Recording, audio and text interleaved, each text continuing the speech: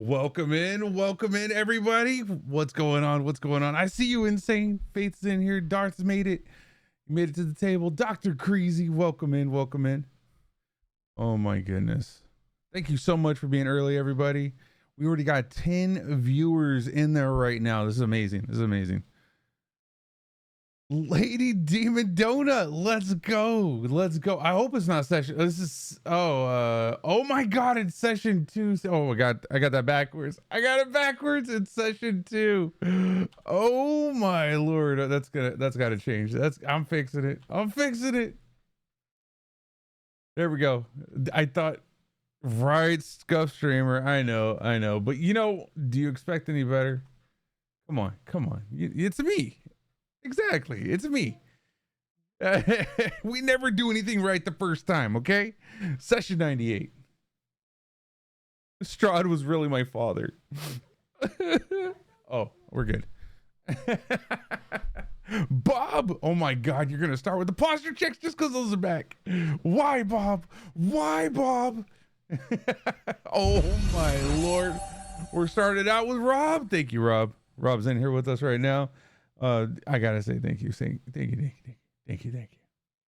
Let's see. Discord is on now, so everybody can hear our Discord, folks.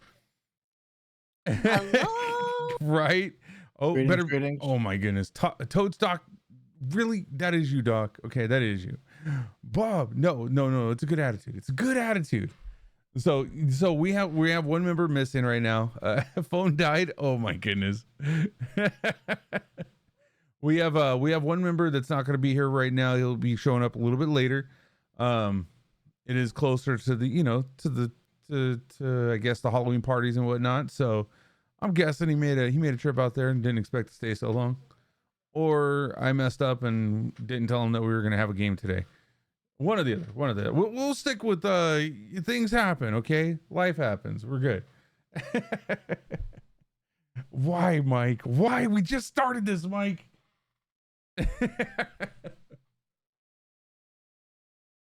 Oh my goodness. Oh, and Torb gives me the stretch already. Oh my goodness. All right.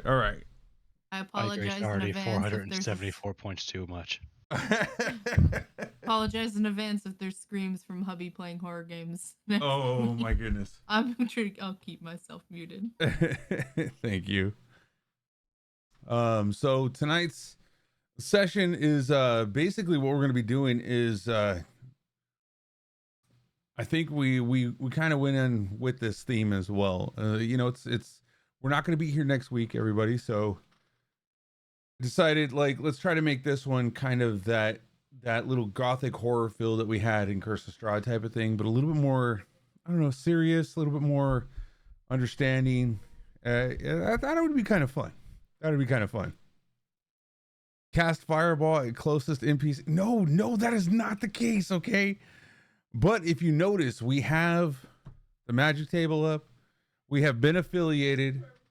We now have channel points again redeems. We have the chat rerolls. We have the advantage. We have the nat 20s. You'll see that some of them have changed on the costs and stuff like that, because we need to make sure that those nat 20s, they mean a lot at the table, and they have to mean a lot from you as well. So we did change that to a higher. It's 20,000. I know it's a lot, but it can't happen as often as it does. Okay. Oh my lord, we got another Darth. Oh my goodness, dude. Thank you for the Prime Gaming, bro. Oh my goodness. Well, it won't happen for quite some time anyway. Yeah, that's true. That is true. But we are still acknowledging the points on the other stream for a little bit. So if Jan wants to ever use it, we can do that. I now have contingencies on the CR ratings for the large bosses, because they will be a group, not just a single boss, because it's boring to have just a single boss. But it's going to be a CR. It's going to be a +2 CR2. That means it's going to be 2 levels higher than the characters as a whole. So at that point, it's also going to have legendary actions. So it's going to be great. Mike loves the kitty character. Mike loves it. We're thinking That's of getting the Goliath a cat carrier backpack. a cat carrier backpack. Oh my goodness. As long as I can read. you, you would totally be able to be like fully rested by the time you got somewhere because you would be doing zero work while the Goliath is walking you through with the kitty backpack. So far, she hasn't walked anywhere really. Right? Except for the square. You walk to the square, and then at that point, it's always been on shoulders. Owlboy is still best boy. Owlboy is in trouble. He's not here, but I think it's my fault. But I still love him. I still love you, Josh. I know you're out there, buddy. Let's go, show. With integrated cat box. Oh my goodness. All right. So here's the thing. We're gonna be kind of bringing our owl buddy with us. Okay. I'm still not completely familiar with the names, but it's Aramis. Aramis is going to be brought with us. I'll be controlling him for the next few, maybe hour and a half, depending on what time Josh is able to get here. But he's not going to be, no, we're not putting him in a cage and we're not putting something over him. Okay. All right. He needs to breathe. Okay. He needs to breathe. All right. So, well, let's get started. And good evening to everybody. Thank you all for being here. I mean, being so early. I remember if we do get, 20 in here, I'll drop some Dixper crates out there for you guys for the other channel, because the other channel has all the craziness. Okay. I understand. Oh my Lord. What? Are you kidding? Lady Demon Donut. Oh my goodness. That's amazing. Looks like you're gonna have to up your goal there, GM Culprit. What's the goal? My goal is was 10. You're at 18 of 10. I didn't even set the 10. I don't even know where that came from. I think Twitch just does it automatically for new people. I was like, oh man. But Lady Demon Donut. Oh my goodness. Thank you so much for the love. Don't forget to hit me up in Discord. If you do ! Discord, hit me up in there. I will go ahead and shoot you over the link for the campaign, the test campaign that gives you access to like all the supplemental information. Yeah, there you go. Just select you select the games that you're interested in seeing. You can hide the rest by not selecting on them in the role select area. And then at that point, yeah, you could just kind of story weave your way in, like figure out where you want to go in there and then just hit me up. I'll shoot you over that link. I had it earlier, but then I got sidetracked with the whole getting D&D and everything set up. Because there's a lot of stuff to go through tonight, a lot of things to do. So how about this? I'm gonna be quiet towards chat. I will talk to you, Lady Debbie. Welcome in. Thank you so much. Do not give me credit. It was all Lady Debbie does after. Oh my goodness. Oh my Lord. Thank you so much. I'm sorry. You're just an amazing mod that I just go to you first. Okay, like if I see Lady in the front, it's you first, and then it's like, oh, then I steer the right course. Okay. You're just amazing. Okay. So I'm just saying. Thank you, Lady. Thank you, Lady Demon Donut. Okay. Thank you. Don't lie to me, Lady Debbie. You're always here, always supporting. That's you being here means the world to me. Okay. So don't sell yourself short on that one. Well, because you're not short. You're very tall. Any which way. So no matter how much I hate the game. Exactly. And you're still there. I know you are. That's what I say. You're not short. So don't sell yourself short. It was a play on. I like doing those. I'm a dad, so I got dad jokes for days. Especially if you do ! Dad joke, it'll play you a nice little joke right in there in the chat for you. Just do it! ! Dad joke. You got it. God no. Oh my goodness. All right, so I'm gonna be quiet with chat. You'll see like hand gestures, you'll see like that and stuff, and you'll see me type into you in chat, but we're gonna jump right into the game. I know everybody's here. Oh my goodness. No, she's a snack. Little Debbie's the tasties. Oh my goodness. There is no middle finger gestures from the DM, okay? We got a couple new ones in there though. We do have a couple new what is that? Mike? Mike with the Mike, thank you for the tip, man. Thank you. Oh wait, last time you did that, I got to eat the bean that I wanted to eat. So here's my pumpkin pie one. Thank you. Unless you want me to take a hot bean, I can do that too. But again, I'm gonna be quiet, kind of, to chat, gestures, and typing. We're gonna get started in the story. Oh my goodness, 18 viewers in there. All right. Thank you so much for everybody being here. Oh my goodness, we've only started for 15 minutes and I've been monologuing. I'm going. Good evening and welcome everybody. Welcome to all the story weavers out there in chat. You have the ability to interact with the game through channel points. So enjoy yourselves and welcome back to our adventures in Draconis. What did you put there? Draconis. In our last session, the party barely escaped with their lives after a brutal ambush within the university's great library of the Seraphim Bastion, where Paloma works. Upon securing the book needed to further explore the meaning behind the enigmatic inscriptions, the party lodged in Paloma's charming home to regain their strength and senses before agreeing to set out to the Whispering Caverns. Will our adventurers be able to find and unlock the secrets of the 10 resonant shards? Let's find out how Paloma's researching unfolds and how the party's spirits are faring.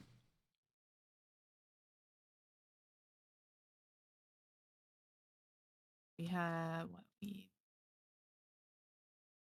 gone and looked over the book last night some more. We had gone through the chapter 4, I believe it was.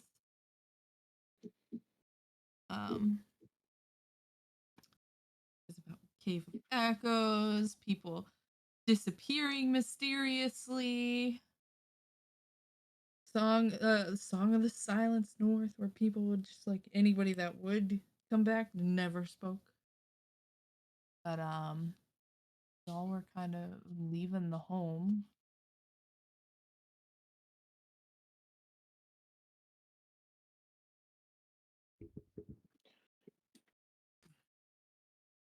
So which one of y'all have the map? Which direction are we all heading? Yeah, we had pulled out the map, didn't we? Paloma still has the map. If you pull it out and or like kind of unscroll it in our paws and look at it. Well, we were headed north. Did any of these areas look familiar again? I've already kind of forgotten some. From what I saw, it was that map seems way ancient compared to what it looks like now. It's kind of hard to piece together where everything was. Well, we still have the general layout of the continent. Everything's remotely the same. At least we don't have too many major landmarks. But a general direction might be towards here. And she'll just kind of like point towards the north and it's like, what you were saying potentially going towards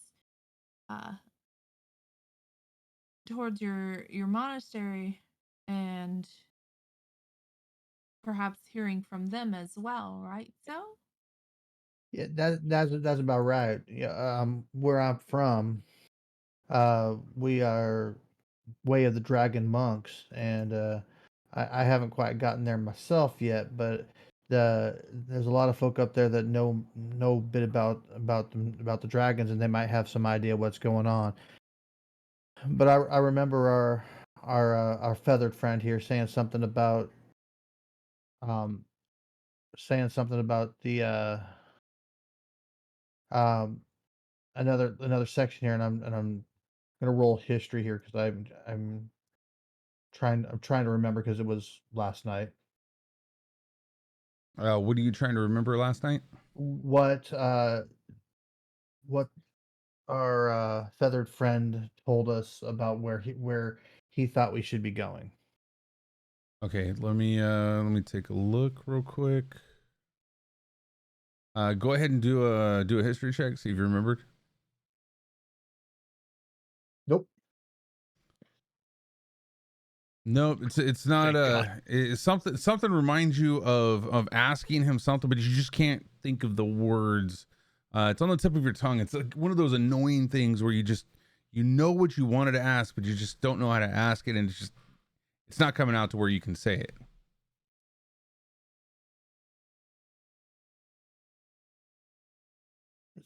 So I give him a little nudge and go, hey, you had a good idea last night. I'm I'm kind of hard pressed trying to remember where you said we should go. Give us a little reminder. Well, I said I believe there's some ancient navigation texts that speak of a time every few centuries when the North Star aligns perfectly with the entrance to the Whispering Caverns. It kind of illuminates the way for the worthy. It's just something I've heard in the past. That sounds like a good start. So I say we start heading that that direction. Should we be traveling at night then? Well, it's gonna be a spell before we get there, so it's the one thing that I would say we probably should get ourselves a Said we could start. probably get ourselves geared up and everything and head out when it gets a little later in the day, and that way we have some traveling time while it's dark.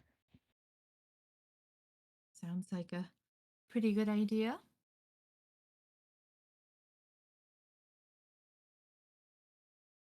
All right. Well, I have to say I'm pretty close to being geared up already. Not much more I can do. I kind of vowed to live the life of poverty and all. Well, I'm sure someone of you can appreciate potions and food and stuff. Uh yeah, I grab me some food, but again, life of poverty. No, don't carry much in the way of coin right now. So we'll see how things go as we go. But you know, feel free to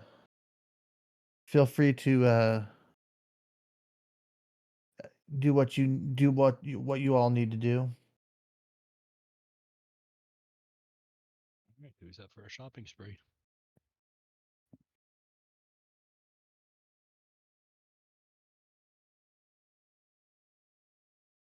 I could certainly get a few things myself, possibly,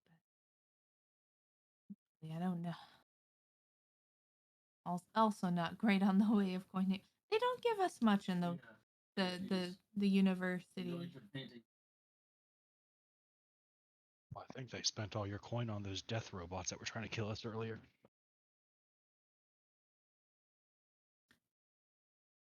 Possibly, but wouldn't know when those were Like and most of stuff. their budget was for security.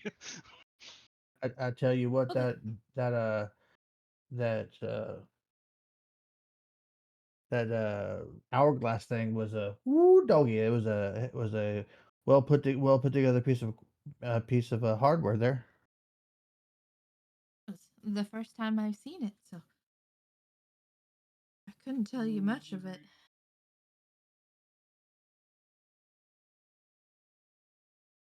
So I guess we're headed into town. All right. So as you guys leave that, you remember that the area that you were in was kind of like the main area for purchases and whatnot. So we're gonna go ahead and get you back over there to where the stage was, as today the stage is no longer occupied. You have more of an opened area where there's a lot of people, a lot of vendors out there selling their wares and whatnot.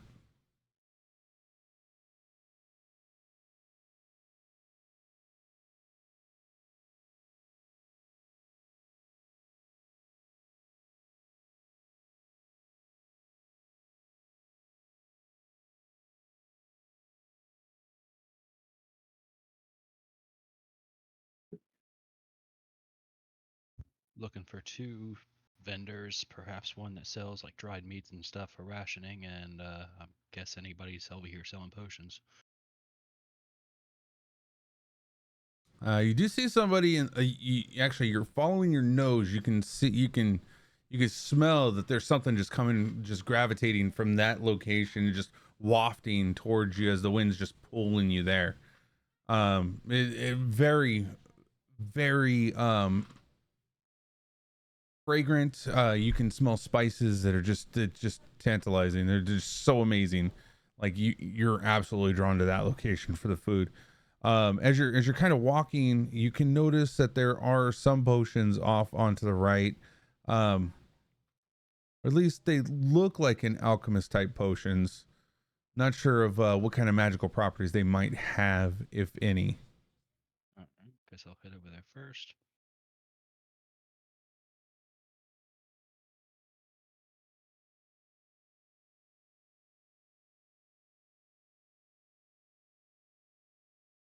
Is there anybody at the stall?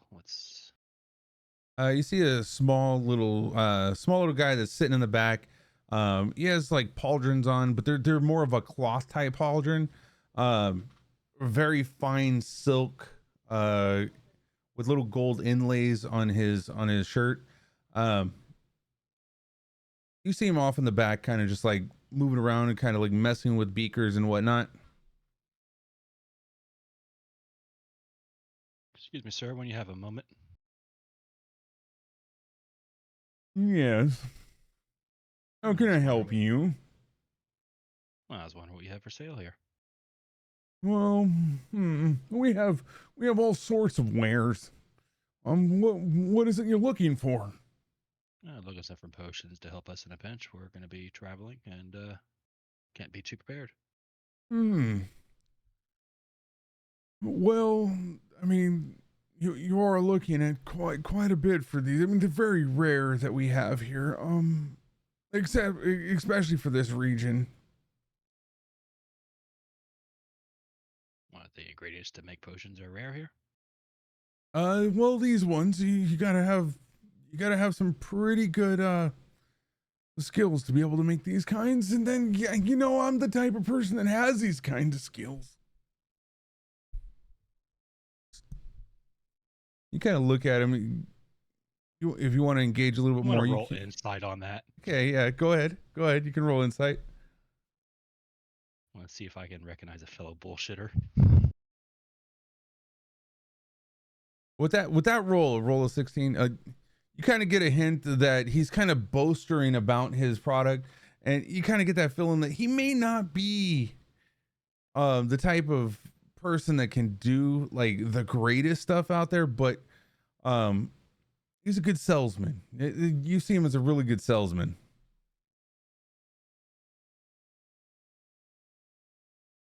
Gorth's gonna kind of lean on the counter. I see that you are gifted in your trade, then, huh? Oh yeah, I've been studying for at least a decade. A decade? That is impressive, good sir. And what do you have here? I mean, I would love to see. Some of your works here. So I have this is called an oil of slipperiness. Okay.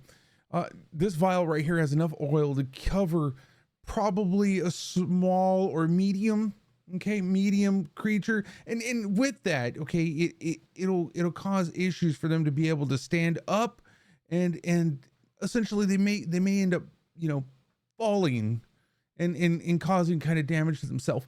It's all splendid stuff. I mean, we've even got over here, if you just look over here, this is a potion of fire breath. Okay. this, my friend, this is the greatest thing you've ever come across. I mean, have you ever been able to exhale fire before?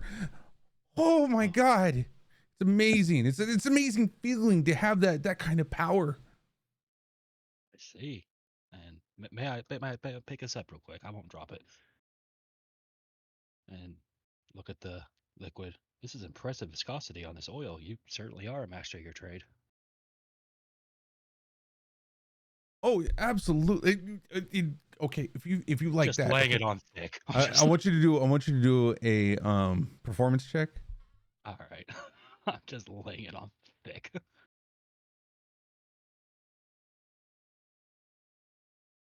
Well, I thank you. I'm glad that you can see talent. Okay, so if you like that, you're gonna like this. This is called potion. Wait for it. Of greater healing. It's amazing. It's so amazing. My goodness. Or it can restore so much health. When somebody falls, it's as if they got back up again. You could have broken anything and it fixes it all. I'm telling you, it's amazing. Incredible. How much are you selling these healing potions for? What would you pay for something like this? Well, I mean, I may not be a master of your craft, but I'm a master of my own, and I am a traveling bard, and I can spread the deeds of your goods here to where I travel, and maybe we can cut a deal. Something that helps me out, brings you some more business. I'm not so sure about that. I mean, if I was dealing in promises and inspirations and happiness, then I probably would be closing my shop here in about a week. Oh, I'm not asking for anything free, my friend. I'm just asking for a little bit of a discount. I mean, you got to think. I mean, just the slipperiness. Okay, that does take about 4 days for me to create this. I mean, I could probably let it go for about 100 gold pieces. Yeah, I see. Well, that is a bit steep out of my price range. Well, Anything you have lesser healing potions?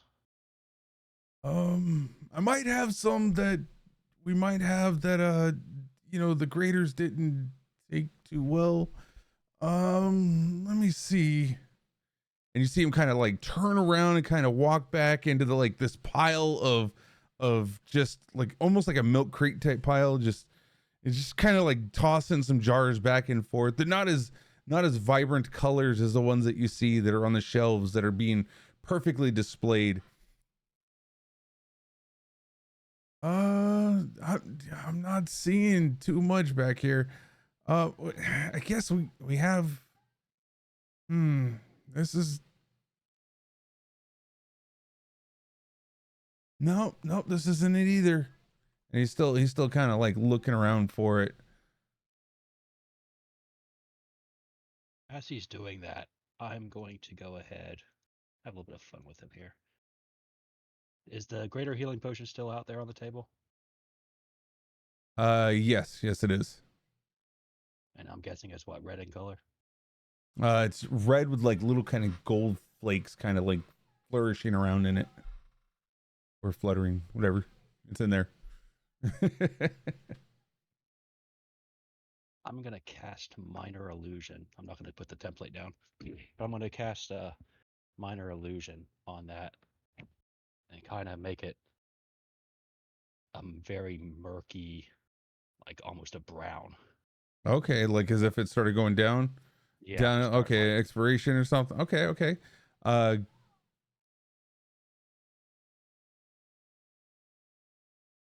I'm going to roll against that with let's see. I would say that they have a pretty good sense of awareness. I'd say that it's going to be a bit difficult to stop him from being able to see that. From him turning his back. Well, even though he's turning his back, most shopkeepers aren't actually turning their back. They're kind of still keeping an eye out on the wares that are around them while he's looking. So he still has some sort of perception around him. That was just a straight, even though it shows Grayagar, it's still yeah, he kind of notices something going on in the back where the vibrancy of it kind of like dimmed down. What's going on back there? Oh, sir, it's changing color. Something happened to it. How long ago did you make this? I just finished last week. Last week. Are you sure about that? Do potions, how long do they take for potions to start losing their effects? Not this one. This one is it's a magical effect. It should stay. That is odd. That is very odd. I mean, I'm just gonna look extremely confused. I'm playing it off. Well, I found 2 of these right here. They are of a lesser quality of the one that's here, but this one, I mean, it's not even the same color as the ones that are not as powerful. I'll tell you what. I'll let all of them go for 25 gold. Three of these, 25 gold.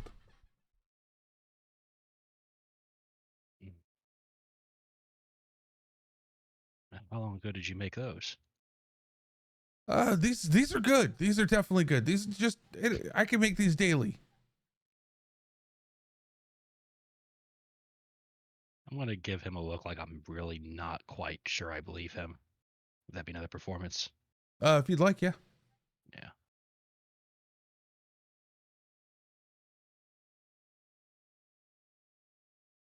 Okay, with that performance, well, actually, no, yours would be insight to see that you don't believe him, right? We'll go ahead and just take that number, and then what is your insight modifier? +3. So it would Plus be 3. it would be 20. It'd be 20. Okay, so, oh well, let me show you something here. And then he pulls out the book and he shows you all the relevant ingredients that go into it. And in doing so, he's kind of showing you, look, this is everything that goes into it, and this is the time that it takes. It shows the hours, the modified hours, everything. And I'm gonna like take a mental screenshot of that while I'm looking at it. Okay. Now I want to see a performance check to see if whether or not you can memorize that. Okay.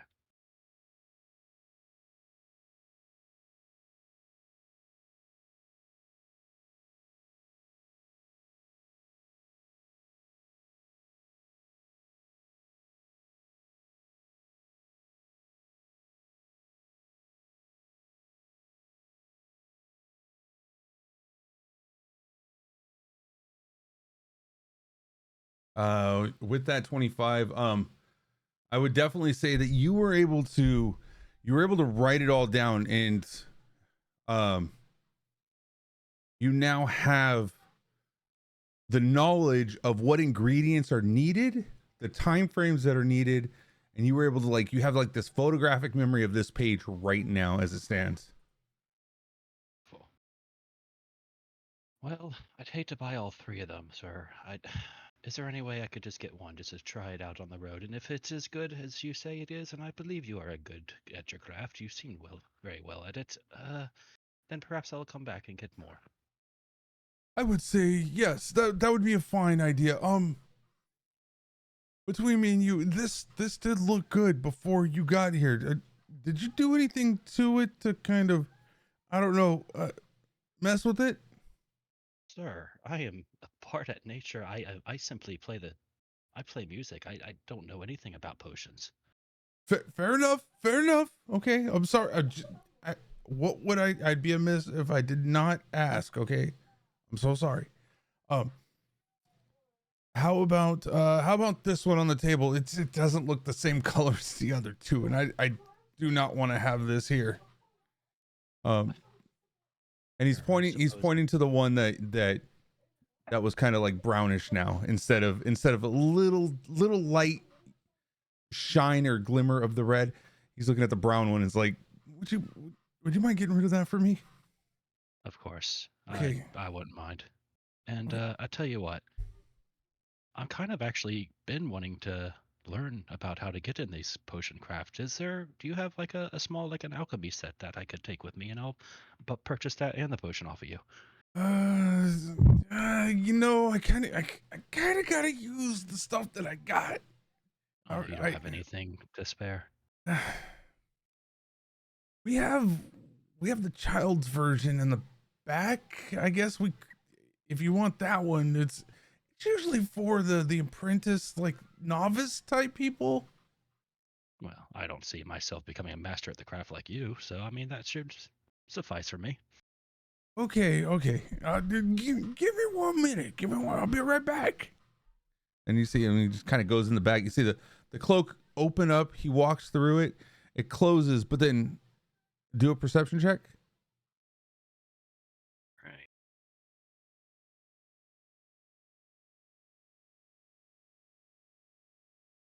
You're able to see like his eye kind of still looking out the cloth, just peeking out the cloth, just to see if you're going to do anything else right now. Okay. And at this point, I'm just making a big show of looking at this discolored bottle and frowning deeply. Okay. All right. So he's back there for about 2-3 minutes. He grabs it.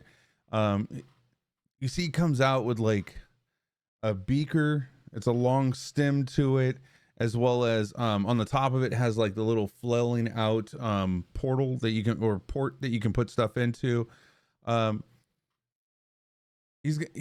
Okay, this is what we have right here. This is all I can probably let go for what, 10 gold? How's that sound to you? And you notice there's also with the beaker that has the long stem and the little hole in the top of it. It's kind of like you put the herbs and or whatnot, the stuff that you're going to use. It goes into the top, drops into there.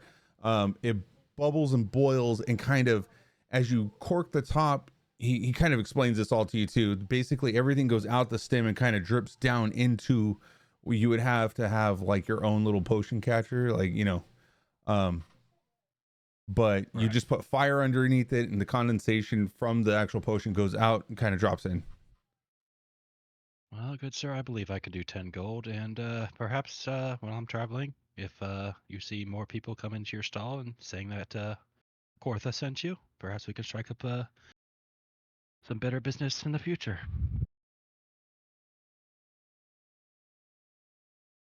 If you pull through, we could definitely talk. You know, getting you back some money. You know, making some deals. We can definitely do that. Kind sir, I am a woman of my word, and I'm going to shake his hand and give him the 10 gold. As he reaches out there, grabs the 10 gold. And it's still gonna be 2 gold for that whatever that is right now. It's just for the bottle at this point. How about I get you another bottle back? Sure, that would work too if you have a bottle. Do you have a bottle on you? I'm actually checking here. And while you're checking, I want to say thank you to the 20 viewers that are out there. We're throwing some Dixper crates inside of the stream chat, so you can use those on the other channel. Just so you know, if you're new here, please go throw a follow at the new channel, or the old channel. This is the new channel.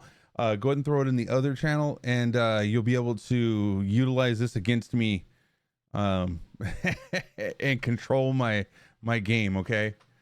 So yeah, definitely. Thank you so much. Thank you so much, Lady David, for the huge shout out to help out. But yes, that's exactly what you guys can do with that. You can mess with my gaming on the other channel. Thank you so much for everybody being here. Thank you so much. Okay.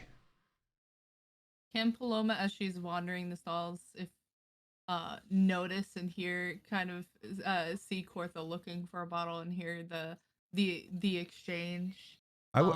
I would Come on. say with you actually questioning that and kind of like you're looking into this, do a insight check to see if whether or not you're seeing that there's from this distance something's going on that you can possibly lend your ear to. And I would say you have pretty good hearing Because I at was this gonna moment wait my too. turn, or to kind of like around a bit more. Yeah. But yeah.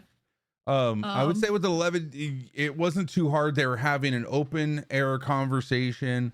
Cortha's being very animated. Yeah, Cortha. I would say Cortha is pretty much an animated character, kind of boisterous and kind of projecting like their voice. So Cortha, dear, were you in need of a bottle? Did you? I am. I think could you have were sworn I hurting? had one, but I misplaced it. It seems to be. Oh, here, there would perhaps you might accept this instead. And she'll pull out like a bottle of ink and just I guess a little. I know it has ink in it at the moment, but perhaps I mean, doing your bookkeeping and everything, you may already need the ink, and then you'd have the bottle after.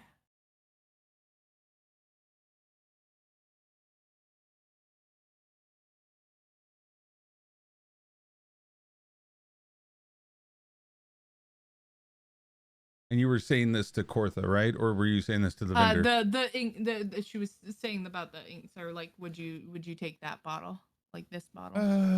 And he looks at it. Do you still have the cork for it? Because I'm not seeing it there. The cork's right inside. It's a little, it's pretty flush in with it, and a little ink has been used, but hardly any. It's gotten on the top. You'll have to. My paws aren't usually the best about getting the ink off them, so it covered the top. Oh, okay. I didn't see that. Okay, so this might actually work. This does look kind of nice. It looks more stylish than the ones that I'm normally used to. Go ahead, and if you're gonna give me that, I gotta give you here. And he hands you over 50 silver, and he's like, "This is a good quality glass. I will pay for that." Well, thank you, sir. I do appreciate that, and thank you for helping my friend Cortha here. I'll mind myself to come view your wares again the next time I'm in the city.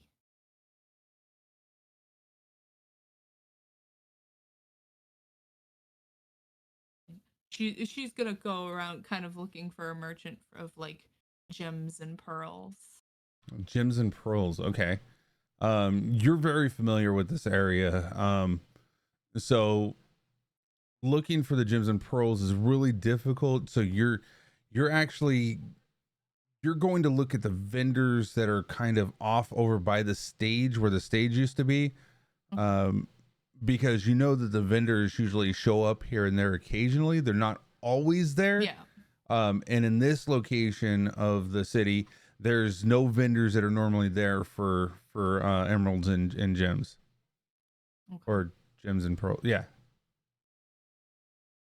So there's nothing there at the moment. She's just kind of browsed around and didn't find anything. No, you're actually wanting to move over there and then see if you can search some stuff in over this there. area. Okay, Yeah. okay. While she's doing that, is there a weapons vendor? Looking at the weapons vendor, it's you're kind of familiar with seeing it beforehand. This is the weapons vendor / armor vendor. I'm just looking for a simple spear. Simple spear. Let me see. Let me rephrase that. Hey, yeah, there, kind of sir. You wouldn't happen to have them a simple, just a plain spear, would you? I'm not looking for anything fancy. Just something that has a pointy end on the end of it. Well, we just got a shipment in last week. Let me take a look at that real quick. And then he kind of goes over to the boxes, kind of opening them up, You see him just grab the bar and kind of like pop them open, and all the jostling around, pulling out the hay that's kind of holding them away from each other from breaking. He goes, "Oh, no, we don't seem to have them. I don't know if we sold out of them. I'm sorry."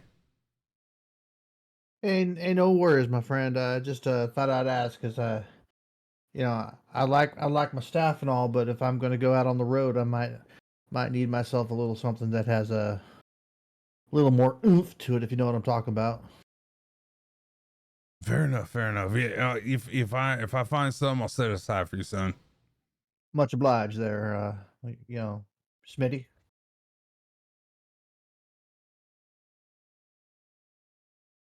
With that, I'll start heading towards towards just sort of wait at the gate. Okay. This is where you guys came in from, so you're gonna be hanging out around there. Paloma, as you're walking around in this little area, you see all these little like tents that are kind of popped up in the area and whatnot. You see a vendor sitting kind of off into the corner, off over here, kind of looking at him. You would see him as kind of almost a kind of a shady character of questionable wares. Okay. And the normal vendors around don't seem to be really having the things she needs. Right. This character though, this character right here, you see him as a tall, thin man, long goatee, very bushy eyebrows. Like his face looks kind of concaved in, like he has not been eaten very well, like malnutritious, but he's sitting off there under the side, and you see he has like this spread of gems. He has pearls, all these different types of items that are hooked onto like like necklaces and rings. Very tarnished looking though. Okay.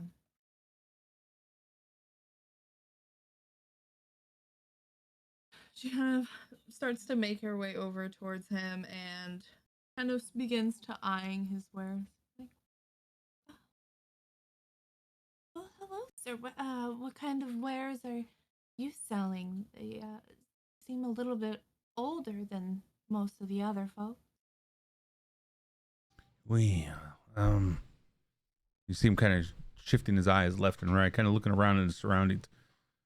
What are you looking for? Oh, I've looking for some uh reagents for my spell work on behalf of the university, and um just trying to for a few gems if possible. Just a perhaps like a small diamond or a pearl. Oh, we have a couple of diamonds. Mm-hmm. We do. What are you looking for? And how big of the diamond? I mean, is this fine? He kind of pulls out this like little small little dinky diamond. Is this good? Would this work? Would you mind if I kind of examine it? Somebody might need to mute. Yeah, that was Zoran. Would you mind if I examine it real quick? He goes, can't you see it? It's right here. And he's like holding it up to you, like really close.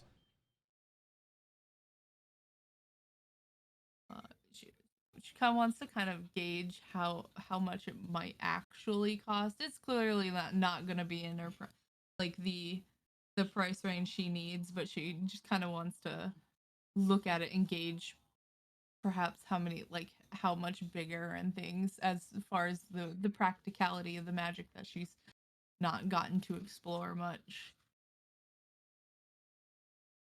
Okay. Perception, because he's not letting her hold it, right? So Yeah, you do a perception on that. See if it's worthy enough to make it as a reagent. Yeah. because she's looking for one specifically, like in the smaller, so a 50, like the 50 gold piece, but she was trying to obviously. You're looking for the one that's for the 50 or the 100? I think you have to have the 100 to be 50. able to use it, though, No, right? the pearl for 100. Oh, She's okay. looking for a pearl for 100, and this one, the particular one is the 50. Okay, gotcha. Well, this right here, and he kind of looks at it and he's like, "It's a very good diamond. You may want to buy this. I mean, it looks really good." And then you can perceive with that kind of a roll, you're able to say that this would definitely meet that marker that you're trying to find to figure out if whether or not it would be good enough for a reagent. Okay, so it's kind of in that range. Yes. Okay. But it is very nice, but I'm sure you know the university doesn't quite pay us all too well. Is there any way I can maybe perhaps help mend something for you to help? No. Sell? No, I don't need anything mended. You're gonna buy. You buy. And he's kind of like, and he hands it to you. Like, look, it's very good. It's very good. It weighted everything. Look, and puts it in your hand. She just kind of holds it for a second and just goes, Well, how much are you thinking? Hey, is that him over there? And you hear two, like you hear this one guard behind you, as you're startled. She just kind of closes her paws as she jumps back a little bit. Hey, that's him! And you see the guy in front of you that's trying to, he's grabbing all of his wares right now. He's just tossing them all into this like briefcase, this bag looking thing, and he's just throws the straps over, and you see him just take off. Wait. Oh, Hey, nothing. where did he go? Did you see which way that guy he went? That way, is something the matter? Hey, that guy that you just saw right here, he had stolen. He had broken into the house last night of the matriarch, and he had taken all these gems and jewels. Oh my! Oh, well, well, he went off that way. I think he took just about Everything, and she's totally brain dead to the jump of things going on that she still is holding the time. You said that way, and he points off to the left side. And thank you, ma'am. You've done yourself a great service to the matriarchs. Thank you. And he starts taking off. Over this way, guys. Over this way. And then they all take off that way. You see them just take off. Kind of holding her paws up to her chest, clenched, oh, okay. Well, it was just as she starts to relax, the diamond drops down, and she goes, oh, I hope that wasn't one of the things that was stolen from there. I have no idea who he was, so no way I don't really know the mage. Well, she's just lost to herself as she goes and picks it up, and she's like, I guess I'll just hold it onto it for now until I'll return it to her later.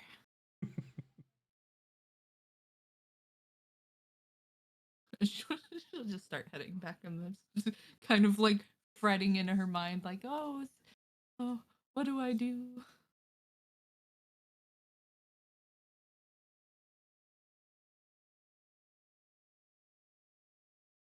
You all see over on the side, Aramis is kind of you see him with his box open, and he's just selling his wares while you guys are just kind of walking around and stuff. Aramis is gems, runes.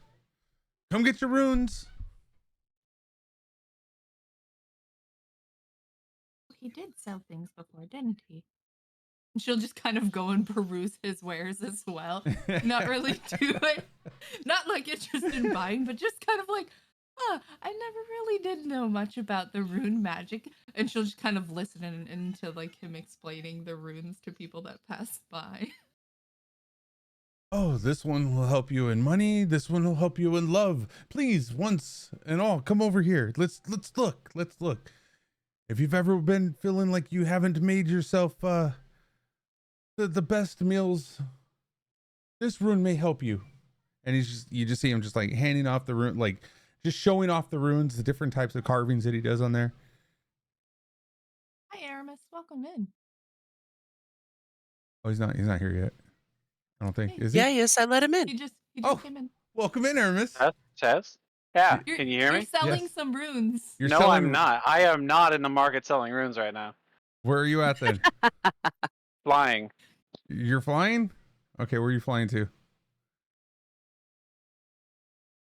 Actually, for the I'm sake of the gonna story, sell some runes. for the sake of the story, you were selling runes and now you're flying. Okay, you weren't here. Okay. Yeah, You- I was listening to what you were having me say.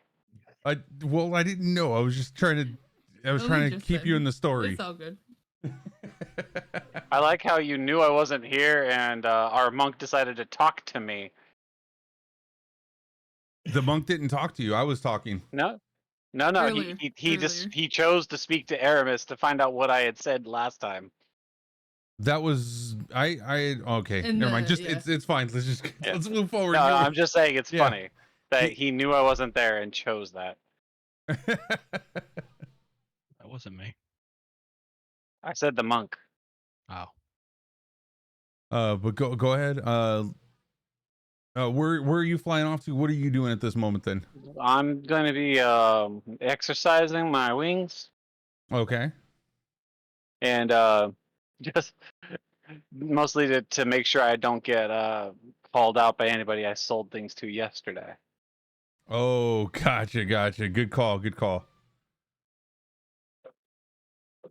And also, as I fly away, I'm going to pass close by the Bard's Head and say, I don't know why you're buying food when I have a food supply. Mm-hmm.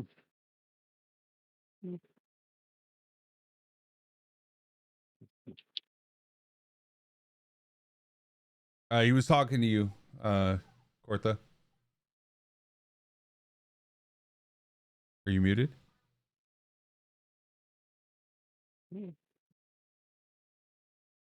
Cortha? Doesn't say muted. Oh, sorry. What's up? He was telling you that essentially he was wondering why you were buying food when he knew or when he can prepare food or he can make food. Oh, I'm buying potions right now. Mentioned potions and rations. Didn't buy rations yet. Yeah, you haven't gotten to the Mhm. rations portion yet.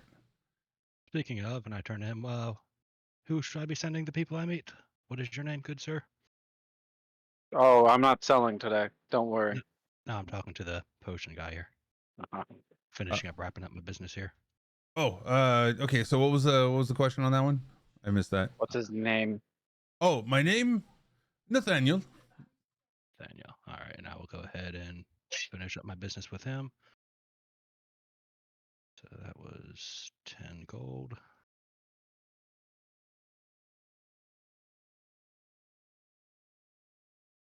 I'll see you around. I'll go ahead and head on towards the gate.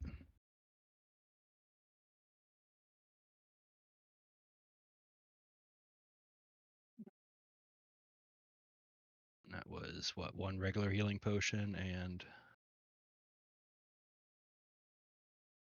You got one regular healing potion, and you got a I would say an apprentice or a child's like alchemist set. You'd Right. basically be able to possibly over time, and we're talking about like it can't be like overnight type of thing, but like oh yeah, over the obviously span not. over the course of this campaign, you may learn how to do it if you don't have any kind of ability to do it at the moment. And I have his yeah, okay. But you have the recipe in order to make the and hope that it's good, but like you have the ability to make the or know the recipe in order to make the lesser healing potion. which is actually a potion of, I think it's just potion of healing, not potion of lesser healing. Yeah, just potion of healing.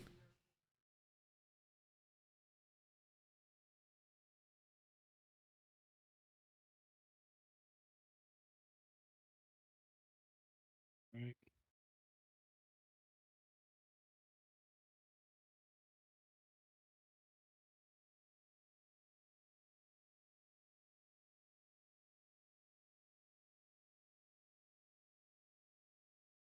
And then Gregor, what are you doing at the moment? Stopping by the same vendor stall that Zoran had stopped by.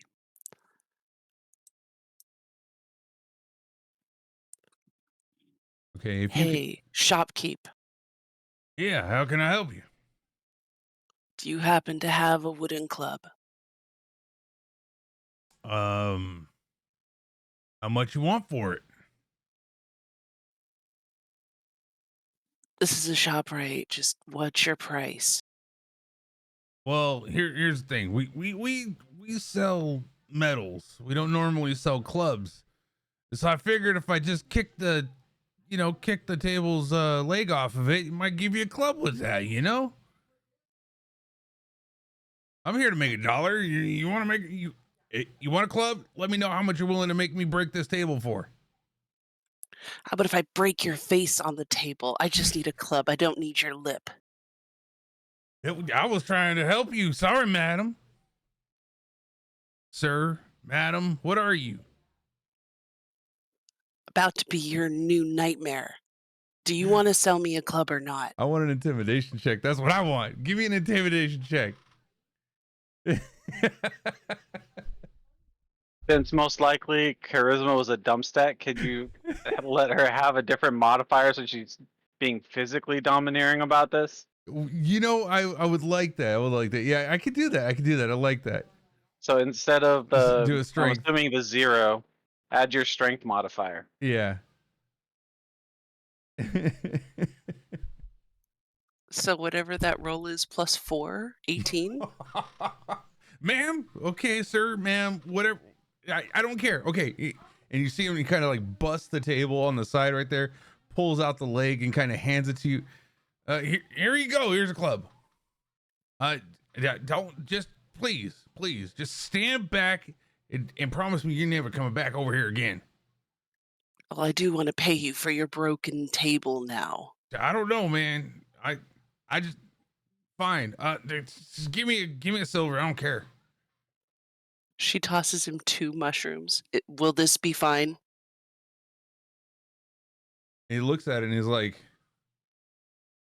"What's this gonna do? Just go. Just promise you'll never come back to this stall. You just please." You know what? I like you. Maybe I will be back. She smiles and just saunters off. You hear him like, "Man, she's a weird one." As he kind of turns around and I guess tosses the mushrooms to the ground.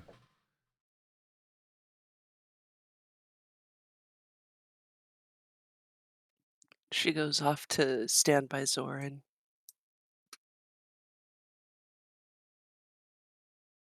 Now, ma'am. Now there, Gregor. We need to kind of work on our people skills a little bit.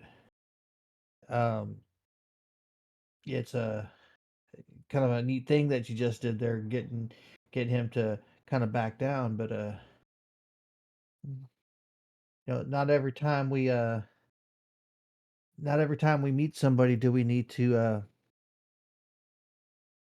show them every bit of our anger. Anger? I was haggling. What are you talking about? I hate to see you when you're angry, man. It's actually a great day and I'm in a fantastic mood.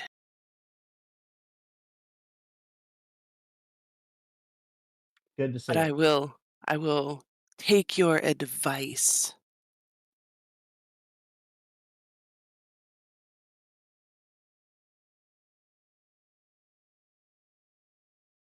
All right, if we've got all of the stuff that we're getting in the town, I guess are we going to be heading out right now, or did you guys want to go do anything else before we start the adventure going north? I'm ready. I'm ready to go.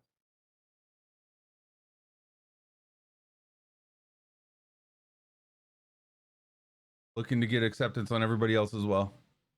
I'm ready. Okay. Yeah, let's we're go. ready. All right. You go.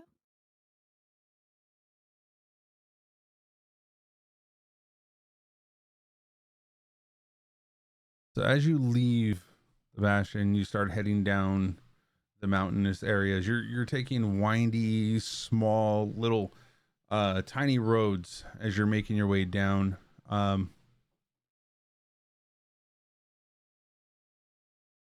seeing like you see where there's been rock slides along this small little path that you're walking through.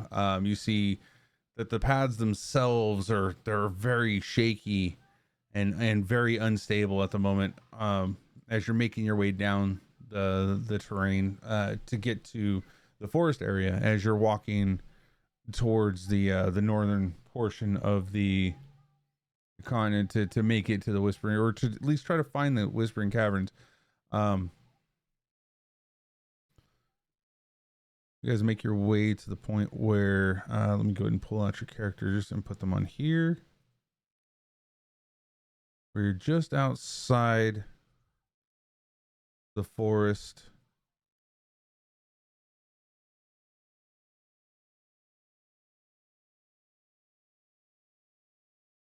As you can see this clearing down at the bottom of the mountain as it leads into this dense forest that sits in front of you.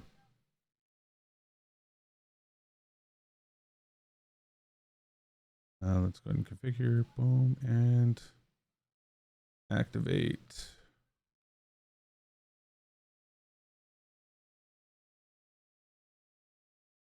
Oh, you know what? This whole time, dude, this is crazy. Okay.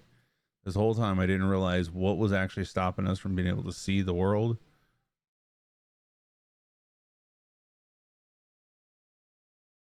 There's no light source. That's why it was always showing dark for you guys, is because in like black and white and gray, is because I had no light source to be able to block it with the walls. Well, now you know. This is gonna be great too, because you guys are gonna see a lot more stuff and a lot less stuff, because now we can start using the fog again and low lights and stuff like that. Oh my goodness, I can't believe I missed that. And knowing's half the battle. It is. So it's gonna be crazy when you guys get into like, you know, caverns and whatnot. All right, so as you guys make it towards this like little meadow that sits right before the forest, kind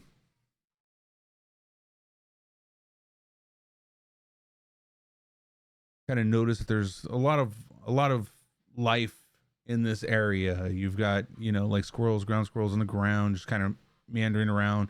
You've got birds chirping and whatnot. Nature has definitely got its foothold in this place. All sorts of different critters and whatnot.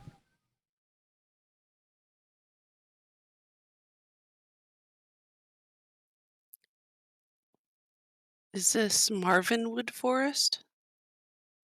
Marinwood?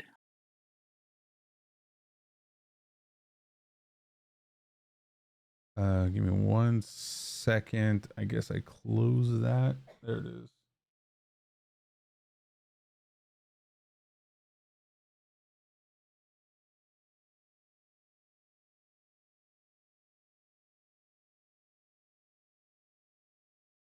You would know this as a part of the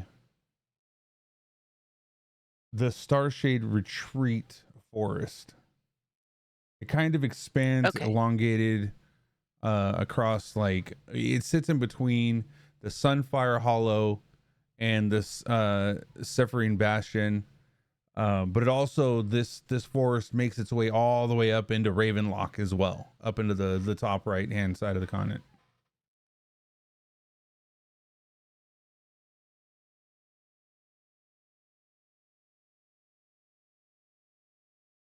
And because I haven't finished, oh hold on, I haven't completely finished the map yet for you guys, so I'm gonna go ahead and repost the new one that I just that I've been revising as I've been going. Thank you.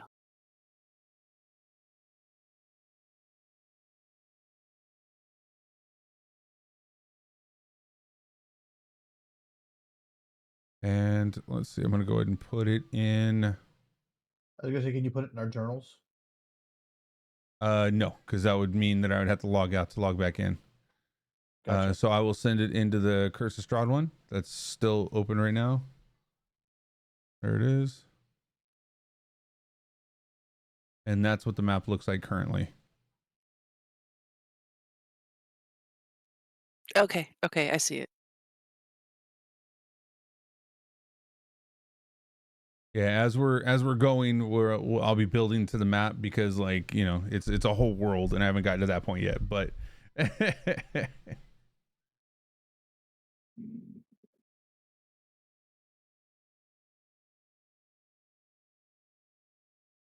did it? There it is. Okay, good.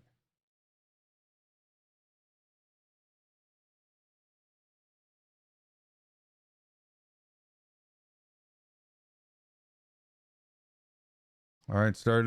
If you guys are willing to keep going north, keep going north. Just make your way. You know, the direction you guys are wanting to travel. Are you wanting to go with the water, in the water, around the water? Make your choices down the path.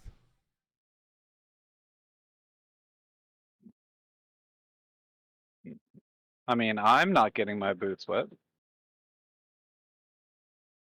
Does Paloma see a fish in the water? You let's see. Go ahead and do a perception check.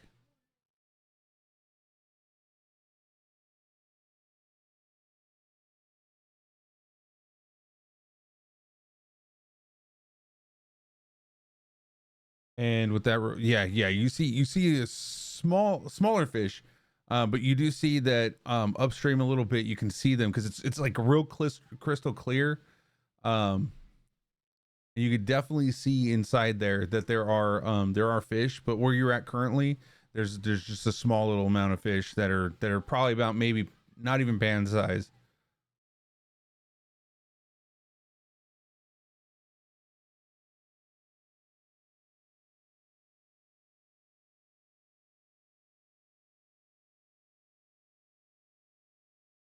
She'll just start kind of walking along the stream and watching them, and as she like is looking, it's like, oh, this is just like back at home, and she's gonna when she finds one that's fairly good size for her, she wants to pounce. She gonna pounce. She's gonna pounce. Okay. She gonna pounce. I'm gonna stay close because Zoe has this desire to keep her safe. So Okay. She's just gonna make her way up the stream a little bit. All right. As you're making your way up that stream, you catch one that's kind of like just kind of spinning around in a circle, almost as if it's catching like a ripple in the water, and kind of just like floating with it. Right now, it does not perceive you. I guess that would just be unarmed strike. To try and pounce and grab it. Yeah, go ahead and see if you can do an unarmed strike. I mean, if you wanted to, and you had like a dagger or something, I can see you even throwing that. Just to try that. She's just gonna hop right in and try to pounce on it. Okay. All right, go ahead now. Let's see. What do you have? No, wait. As you go to swat at it and try to grab for it, you hit the tail, kind of pushing it forward, so it got out of your grasp. I was never great at hunting the fishes. Guess that's probably why I'm a wizard. You see two more kind of like just like bolt out the same direction as the other one did. This little area is pretty much cleared of any fish as you agitating the water kind of like moved it off. She'll like crawl out a little bit and just like uh, shake her feet off. Do the little like scruffy, dog shake. All right. And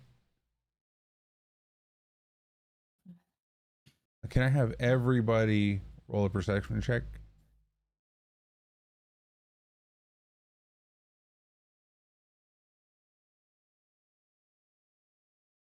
I got a 17, a 10,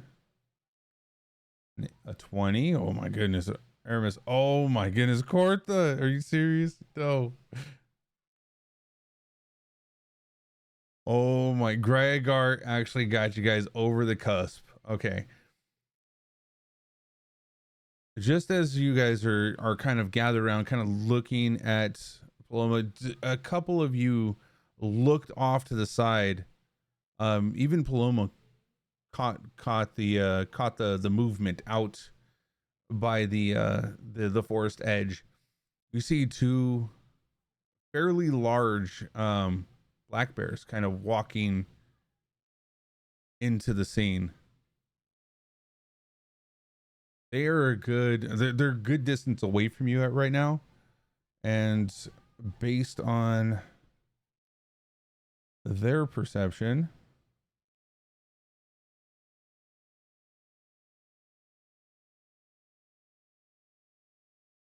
they are fully aware that you're in front of them.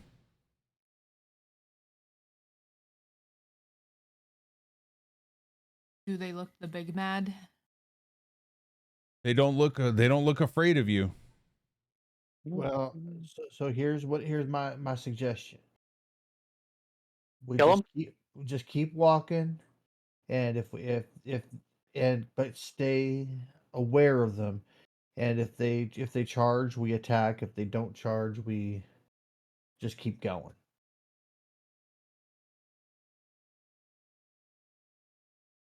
And Paloma, you might want to get on my shoulder for right now. And this is why I fly. Oh, but I'm still a bit wet. Did you take off and fly right now? Like, are you up above now? Yeah, I'm not going to be on the ground. Why would I walk with them? I'm better than them. Okay, I believe you should be able to actually attach a flight to your status.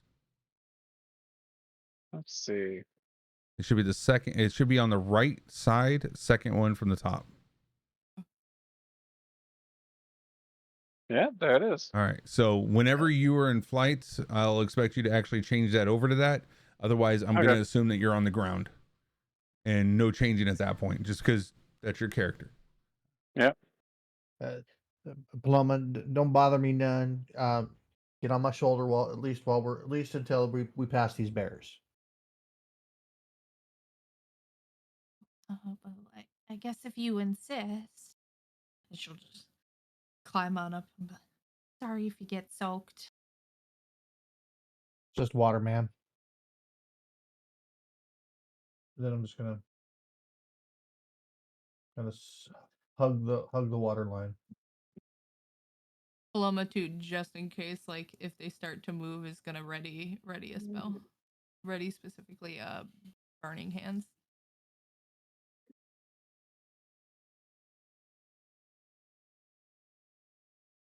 They're getting far closer to you. You guys are not moving fast enough as they see that you're still within them. Stop. Hold on. Want us to move back? Yeah, one stop or one more. Can I do an animal handling real quick? I'll allow it. Yeah. You want to move me back since you've paused it? Oh yeah, go for it. You can pause it, or Cortha goes back here. Yeah, here. You were more of right here. You were working your way around them. Yeah. So. Oh, but you would be with her. Yeah. Yeah. But I wouldn't assume that you were there. You were on his back, so he's going to be facing towards the bears while you're on his back and away from the bears by a minuscule of a Okay. of a distance. All right. And what are you trying to do with that animal handling?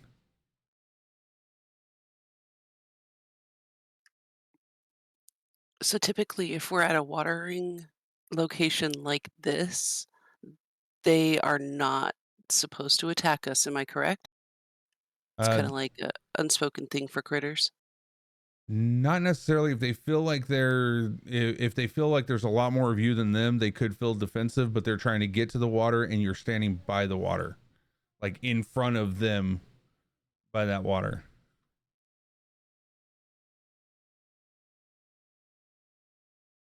Now, with All that right, 20, fine. you do have the ability with that animal handling to kind of like communicate or calm them down.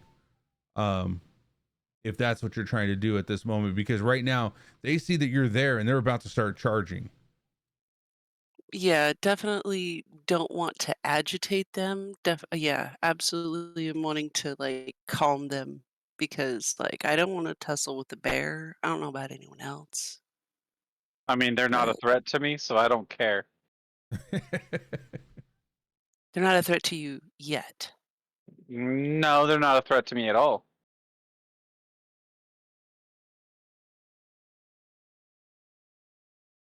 No, not he's in flight. If you look in his top left picture, it'll show that he's in flight right now, so they can't reach him. They're ground bound. Oh shoot, that's way small. Okay, I had to zoom way far in. Yeah. Dang, look at partly that. because partly because observer's like name is right over the icon. So Oh yeah, let me move observers. I don't know Mhm. why he's over there. He should be up here. Is that good? Yeah, yeah, Yeah, he's off the side Yeah. now.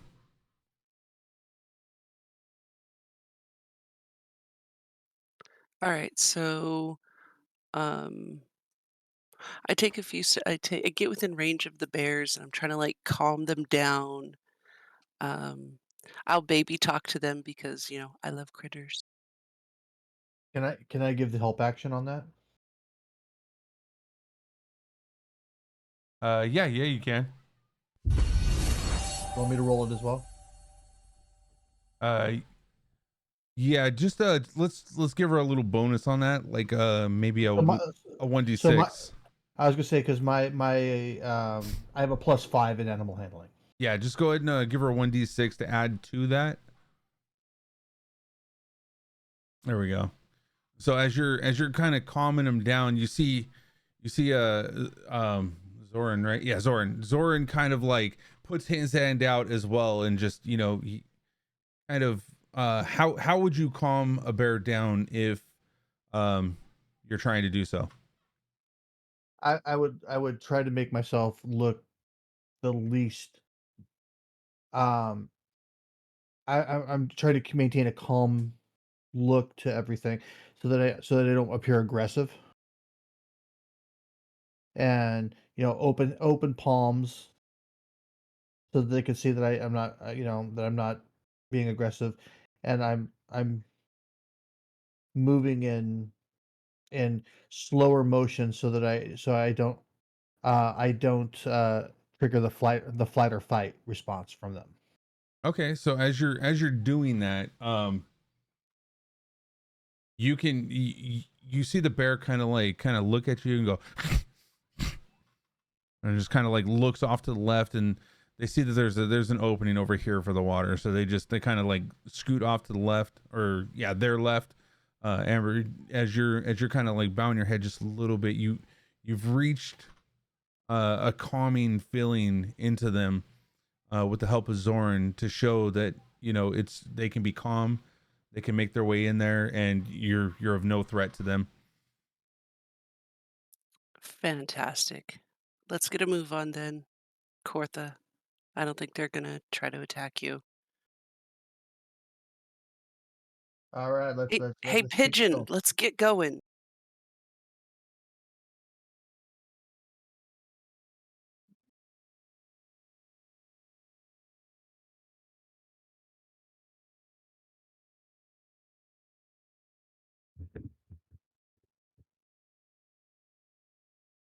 The bear kind of like looks up at Aramis as Aramis flies over their head and kind of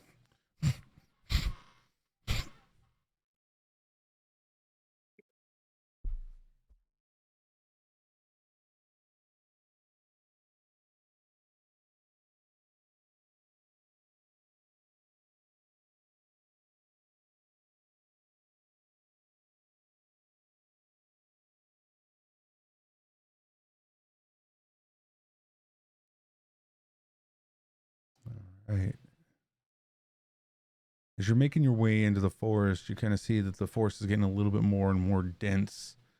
The tree lines are it's like a fine stop of the open area straight into the the dense forest. Now it's starting to fog is kind of rolling in here. It's still early in the morning.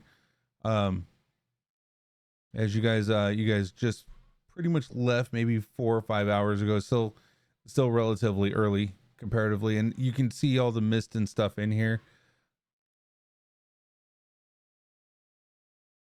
Mist, you say? I'd like to find some mushrooms if I can. Do a bit of foraging while we're here. Okay, as you're making your way through, let's go ahead and do a nature check. Or sorry, or a survival. Sorry, that was my bad. I called it before you got the one. I'm deleting that. It was not much Poo. better.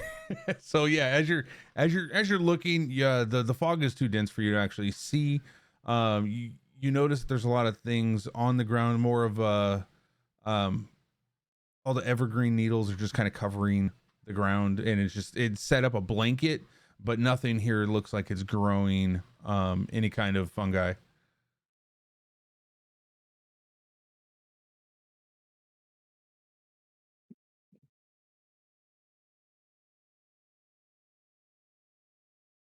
Well, how are we supposed to see through all this nonsense? I can't even find any mushrooms around here. Well, we got good news is we got somebody who can who can fly, maybe get up above all this all this stuff that's going on, and maybe give us some direction about which direction we need to be going.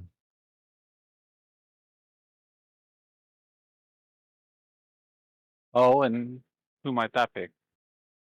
You're the you know, we got somebody who's in the sky. That'd be you. And how am I supposed to know where we are if we aren't following the roads?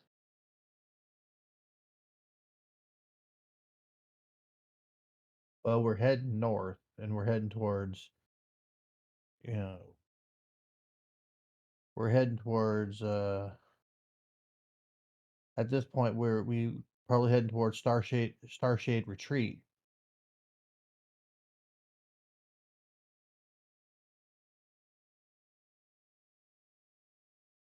And um we just need to make our way through this forest, and right now the only way through the forest we got to get through this mist, and the only person who can see above the mist is the person in the air.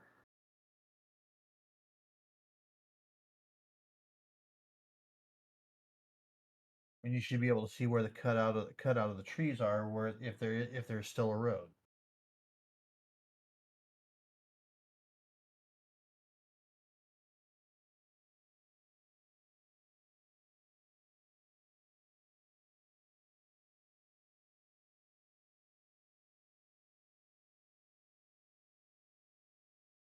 Why don't we just keep going north? I don't feel like flying up there. Do you know what it feels like to fly in the fog? Probably a little bit better than walking it if you can get above it. This fog bank's going to be a little bit taller than the trees. But let's just keep going.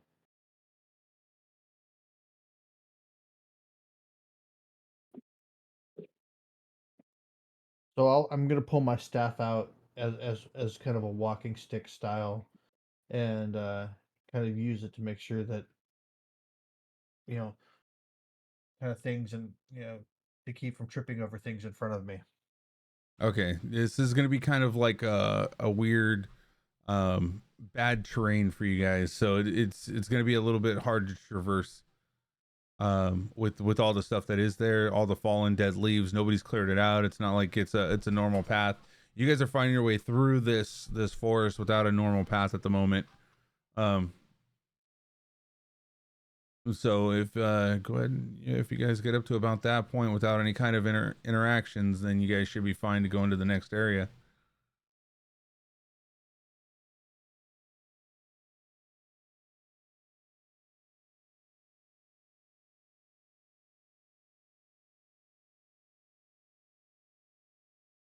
Oh, interesting. Okay. All right. You need us to stop at interesting? No, it's good. Gonna help in a moment. All right, and as you guys get deeper and deeper within this forest, you notice that the fog is still there. It's not giving way. However, there's a small little path that you found your way onto.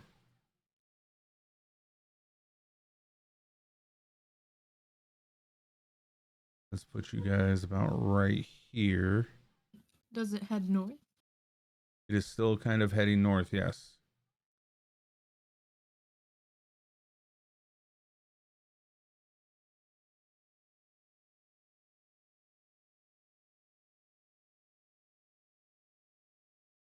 Someone who doesn't like to fly through the mist, he certainly enjoys flying through the mist. So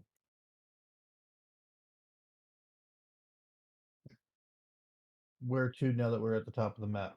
All right, give me a second. I just got to make sure you guys can see what's on this other side.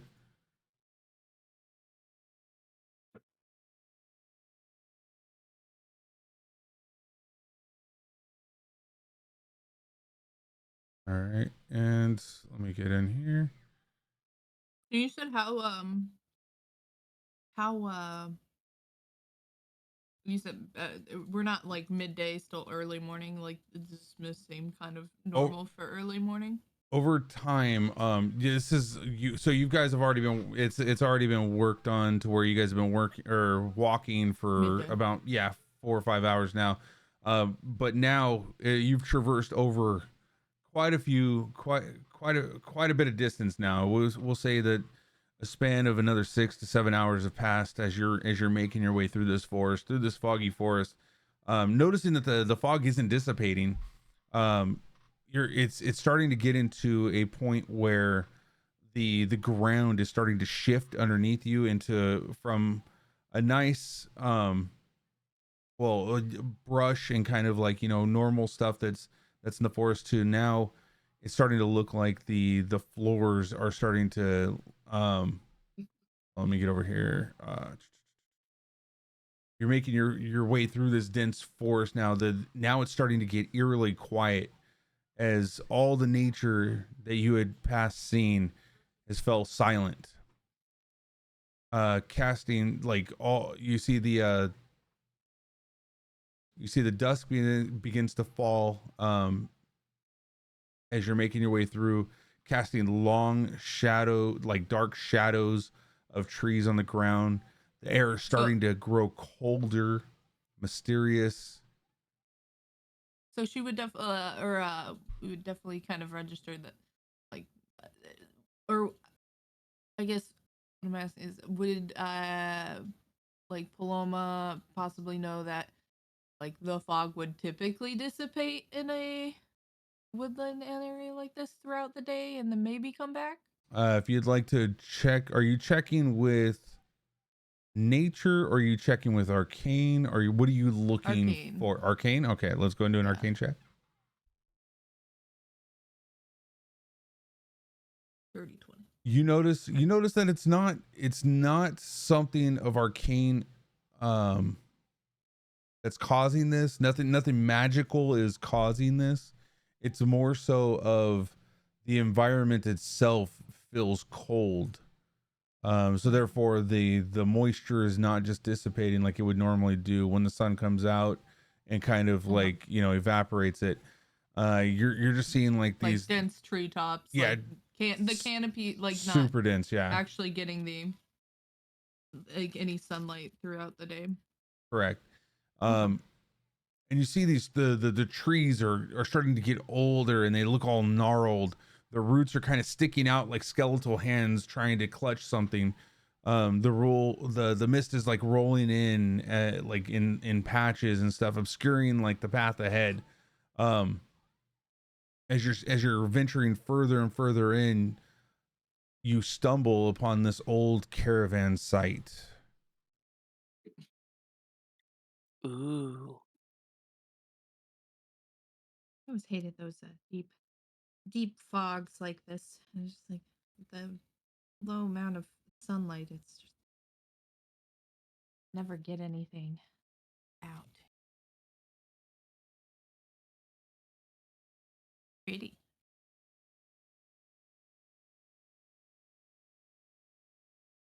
What's the scale on this map? How close are we to these?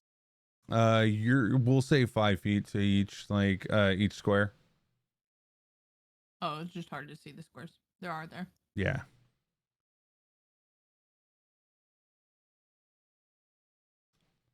So in this caravan site, you see dilapidated wagons. Two of them, they're forming around on the left and the right side of this circle that kind of sits recessed in there. As you get a little bit closer, you can kind of see that the circle is like 5 stone statues.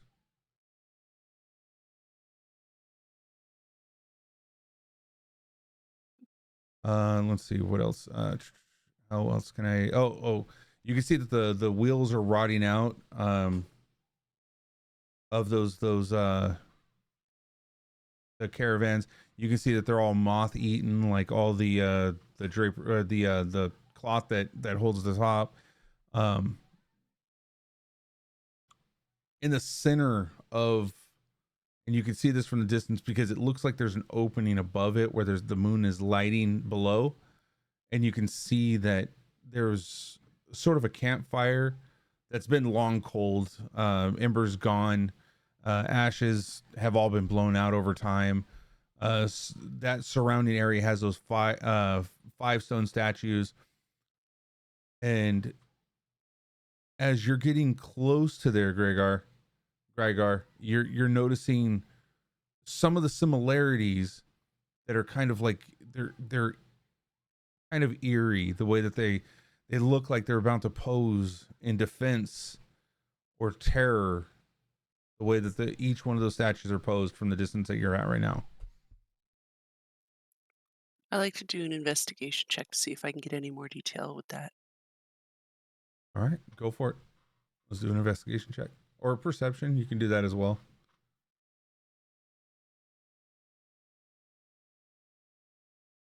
So in instances where you don't have much of a modifier, just because you still it's kind of leery on what to do with your characters.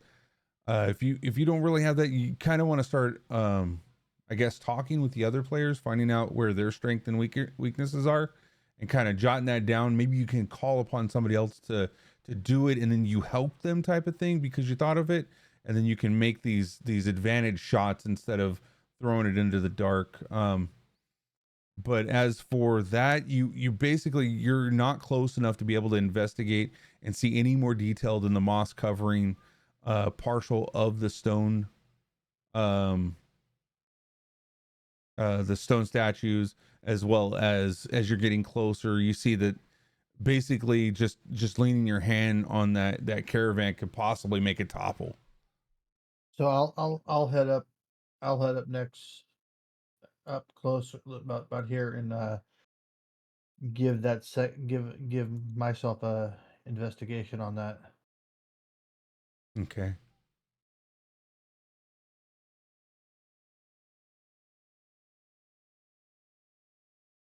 With the 13, you kind of see off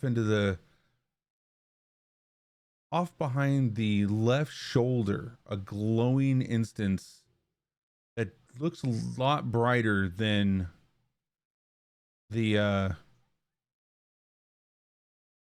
actual statue itself.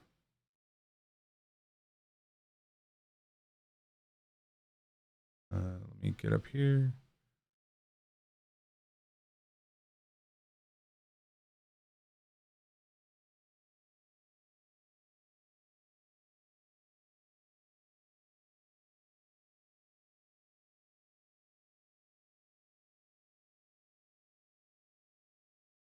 I'll give you a little bit more information on this. You hear soft whispers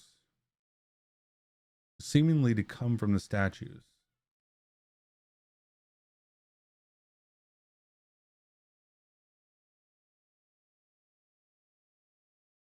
Are Almost we as able to if. make? Oh, go ahead. Are we able to make out any? What is it? Is it are they singing? Is it a? Are they chanting, talking, or is it talking? Is it? What kind of whisper are we hearing? I was gonna ask if Paloma hears it too. Okay, then if that's the case, go ahead and both of you do a perception check, and we'll take the better of the two.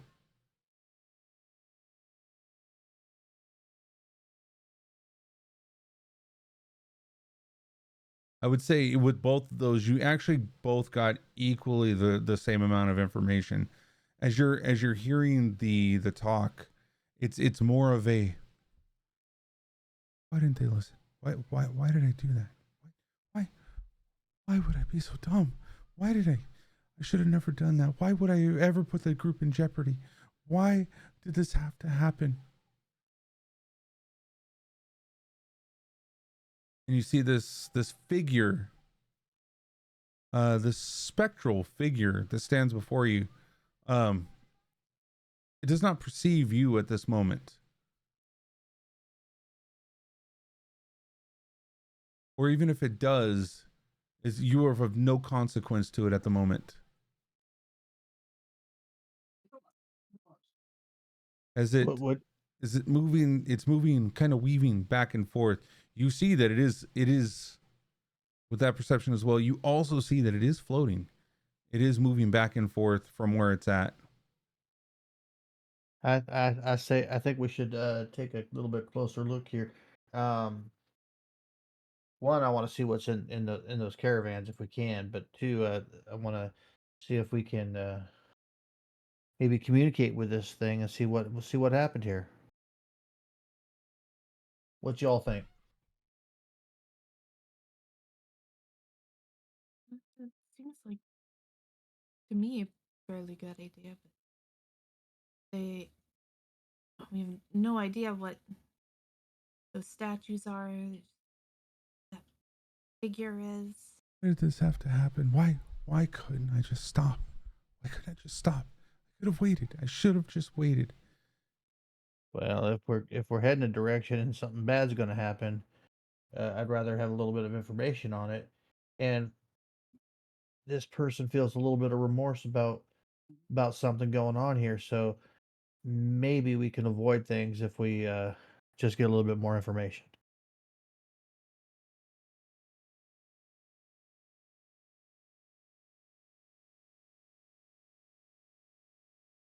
Maybe I can ask from here. And she's gonna cast a message and she's gonna, or first ask the, like, what kind of thing might you want to ask them? Well, I think the best thing we can ask is what happened. That's what she's gonna ask through the message. Thank you, Show. What exactly are you asking through the message? Just So she's just going to go and be, this isn't a word number or word count one. What happened here?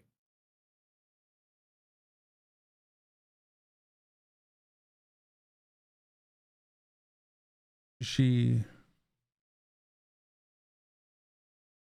looks up, looks around.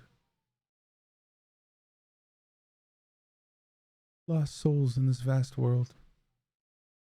What brings you to this haunted path? I am Serene. Her name's Serene. Maybe she wants to know what brought us here. Like, it We're just traveling, seems passing through. I think that's what we need to tell her. We're just traveling through. seems mellow enough to go and talk to. All right. I'll keep up with. Seems serene enough.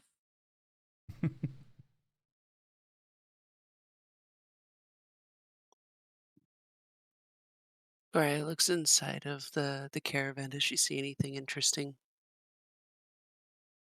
You looking in there, do a we'll do an investigation check because you're kind of, are you moving anything around, or are you just perceiving? I'm looking through the windows. I'm like kind of placing my hands on things, like not really trying to break anything, but if it breaks, it breaks. Not being super careful about anything, but just like looking inside. Looking inside, you see that there are some nice, um it's an old, I mean, a very old weapon that's kind of sitting right there. um I believe it would be the, hold on, let me find it real quick.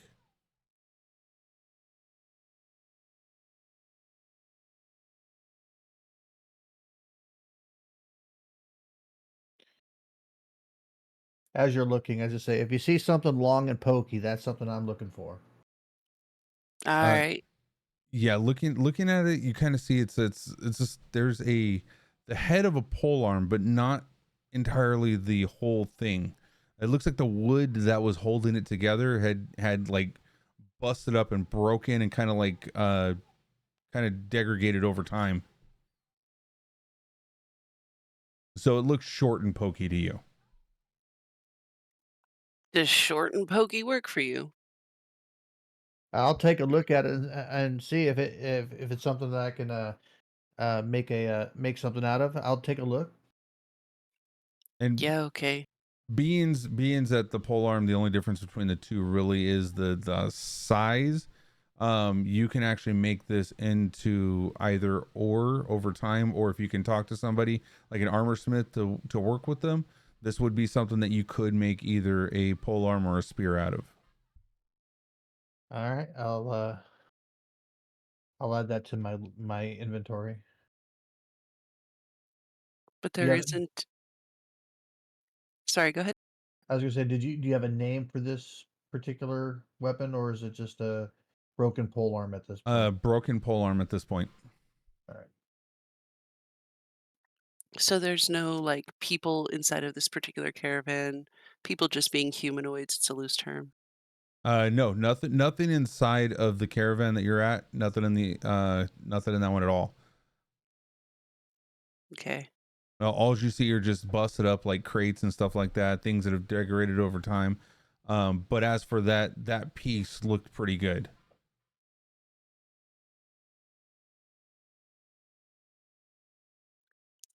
Can I reach it from where I'm at? Uh, do go ahead and yeah, you should be able to reach for it. Let me do a strength check, as you would have to place a hand on it in order to grab for it. So strength check? No, I'm doing the strength check. Gotcha. That was a natural one. This thing is so fragile right now. You feel everything kind of, and it jostles everybody that's around you right now as the whole thing just collapses in on itself as you're grabbing it. But you go ahead and do a dexterity saving throw.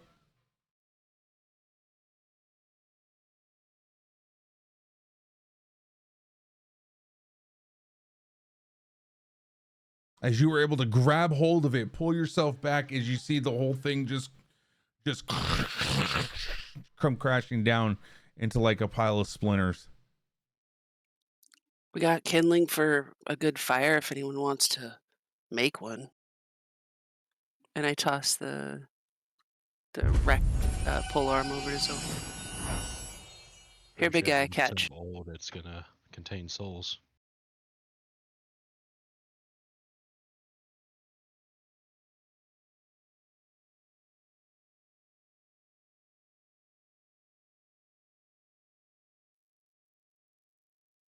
I'm wondering, did you catch it? He'll have to do a dexterity check, see if he caught it. Oh, he's doing it to me. Yeah. All right.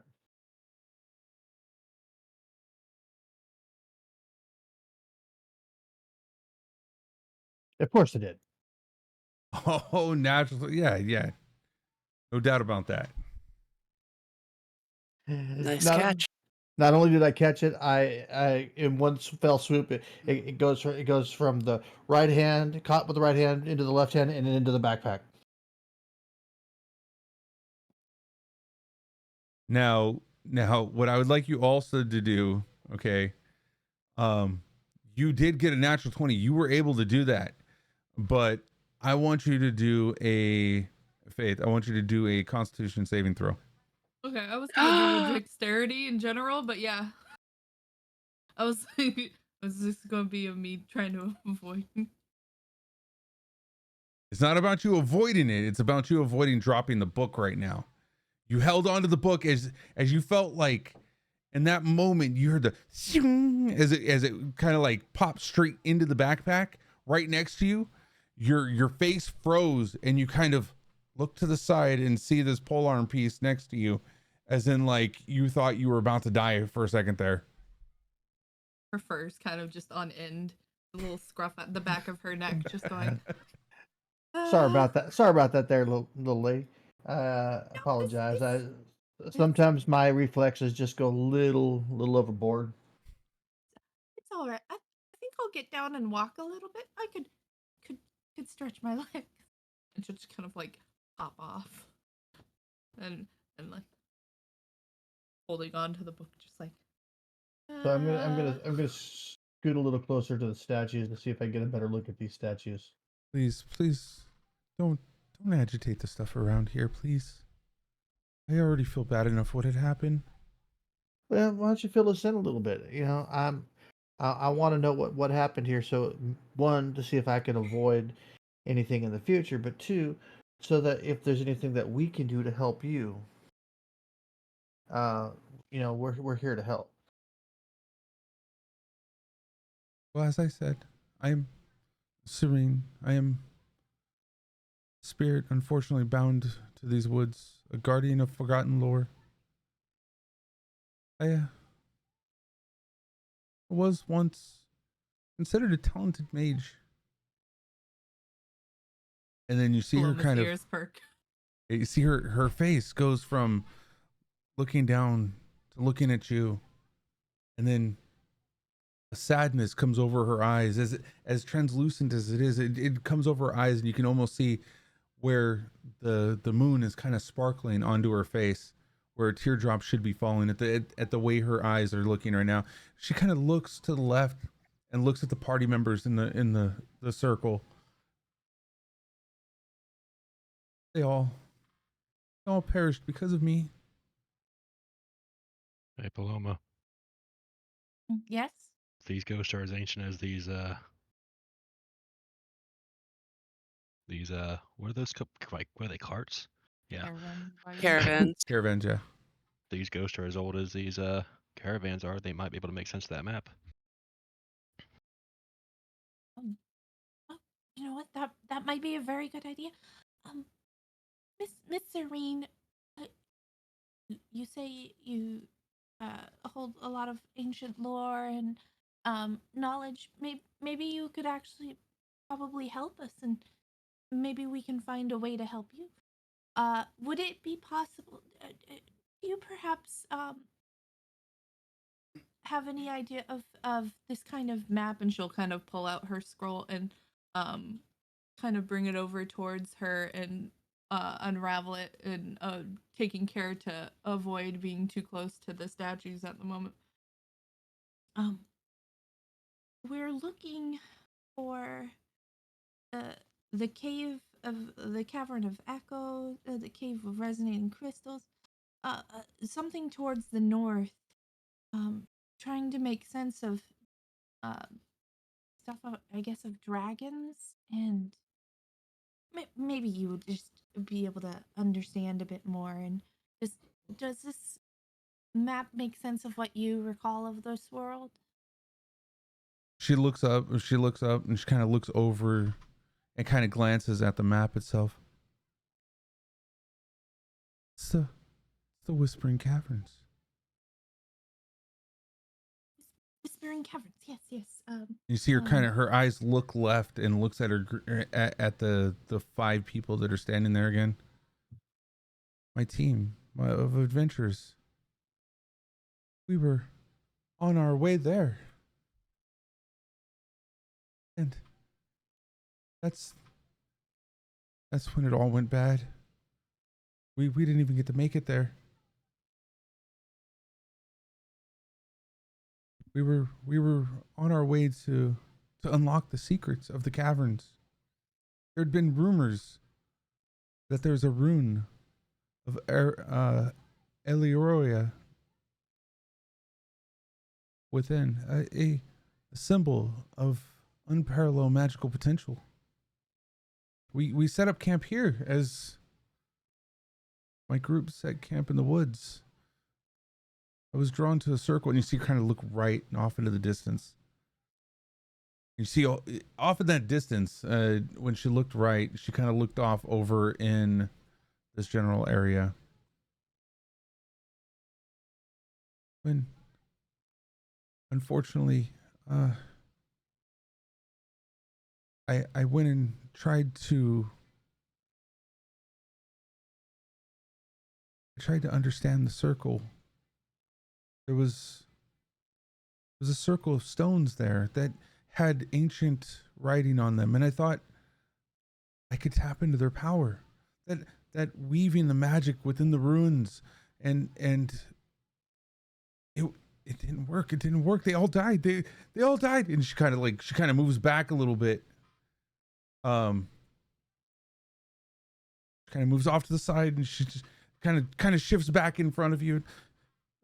They're all gone. It's my fault. It's my fault. They're all gone. Oh, Serene, dear, please calm down. I know things may have ended badly, but I hope maybe we can try to help put some ease. I know. So what? Before we would even take a look, what kind of spells, what kind of magic were you weaving? The incantations that you read on this, do you remember? Because maybe you can help us from making the same mistake. It doesn't matter. They all broke. They all destroyed. They all exploded, and released this force. This force, and she looks back at her team. It caused them to become stone. I would like to kind of look over to them. Serene, would you mind? I'll try not to disturb them or cause any issues. Could I perhaps check out the magic that came upon them? Or try? And she wants to kind of just do an arcana check on them and see if perhaps they're still alive underneath the stone. I mean, if it was flesh to stone, then a stone to flesh spell would reverse it. You can do an Arcana check.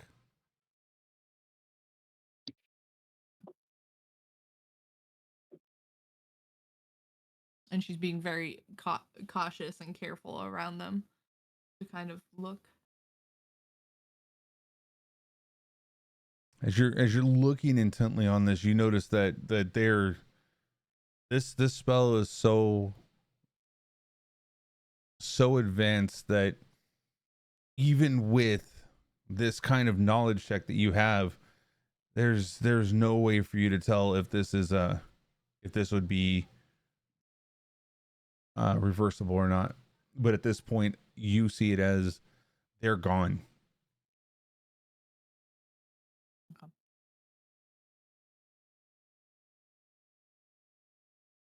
Kind of nod.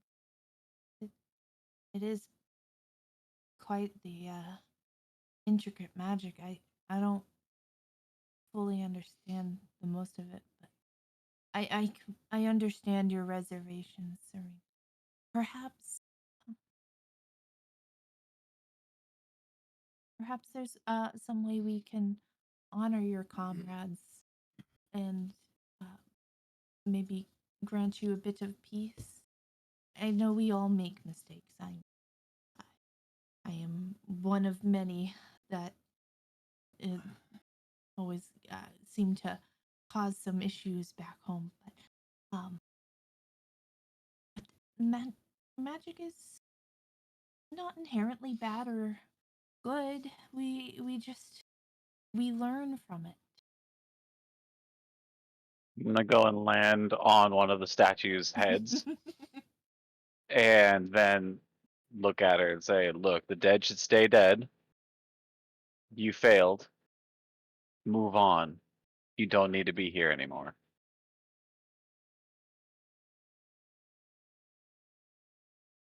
This is where I must stay. I there's no stopping. There's no going forward. There's no leaving. I did this. I caused this. My arrogance has started this.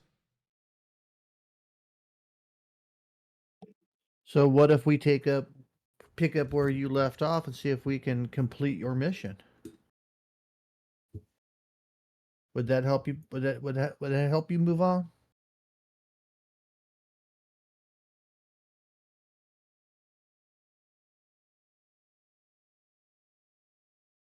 No, that is not where my pain, my grief, my regret, that's not where it resides.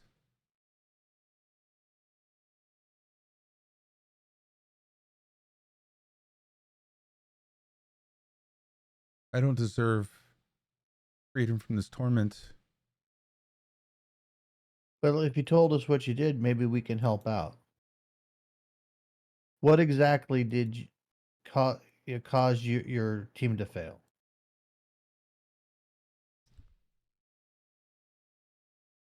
I believed that the inscribed stuff that was on those rocks were the runes that were eerily similar to the ones that I sought after into the caverns. Under the Well, soft glow of the moon, I began the experiment. I was weaving the magic within the runes, seeking to tap into their power. But nature, as it often does, resists the intrusion. A surge of wild, uncontrollable magic erupted from the stones. As the energy lashed out, it caught my party and I off guard, turning them into these statues amongst the trees. I've been I being the epicenter of the surge was transformed into this, which you see spectral entity in front of you. Neither alive or dead, forever bound to these woods.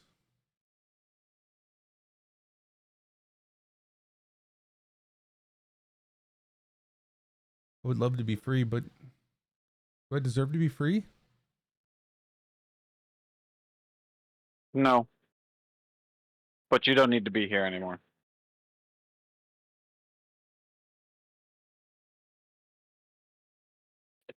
I'm gonna go look at those runes that are here.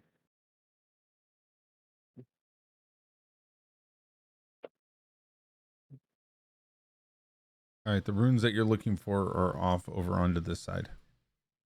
Over there. Okay. Yeah. Loma's just gonna cast a side glance as he flies past and just go, Don't mind him. Everybody deserves second chances. As myself a mother, I would give any chance to, allow my own children such. Try to give yourself peace and grace, and perhaps the one who has the knowledge of the runes, Mr. He's not even wearing pants. I don't know what to call him. The bird brain, whatever. But perhaps he'll make some knowledge of the rune set. Maybe he's some sort of rune wizard, I guess.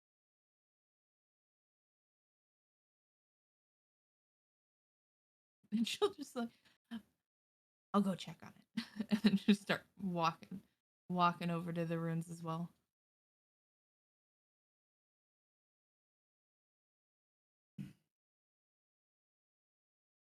They I'm were gonna broken, right? Yeah, you see there's a bunch of runes over there that were in the sequence of like of north, south, east, and west. The whole top half of them where all the writing was absolutely just shattered into rubble. So below that, you don't see any rocks there. You just see the what's left over of the shattered rubble as it's laying on the ground, covered by all the covering of the old growth and death and decay of the the cycle of life of the trees. I'm gonna pick through the rubble, see if I can find any intact ruins or ruins that I could piece together.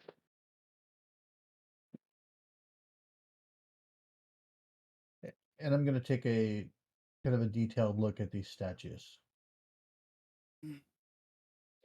As you're looking at those, well, okay, I'll go with the perception check first for you, Hermes. I want to help out with that.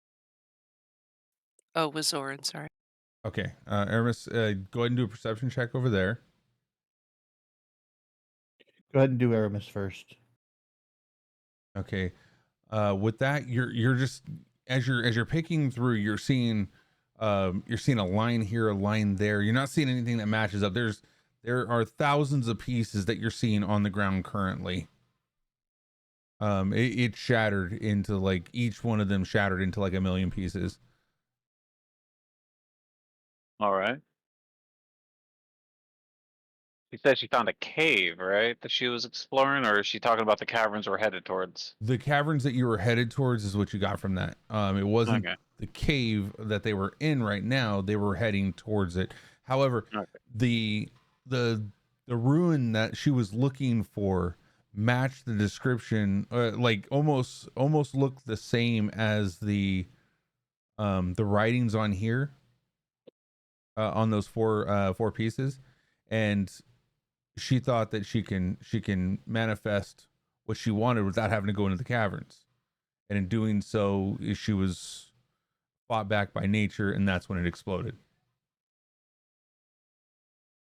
Hmm.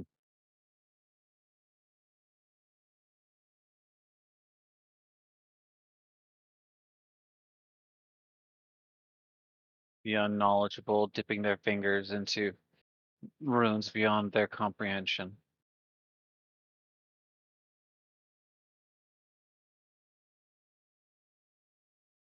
And as you're looking, Zoran, you notice with your perception check that you're about to roll, go and roll it with help also. So, at advantage. Yeah.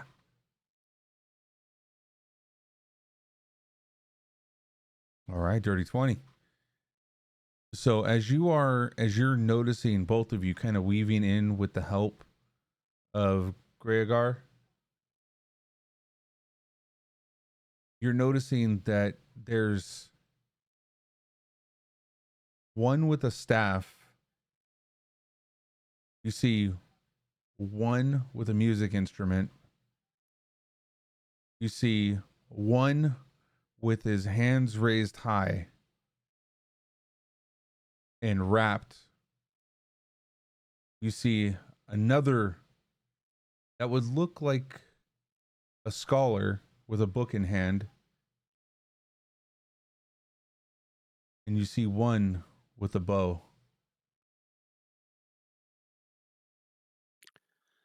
What is the race of the one with the bow? That one looks human. Okay.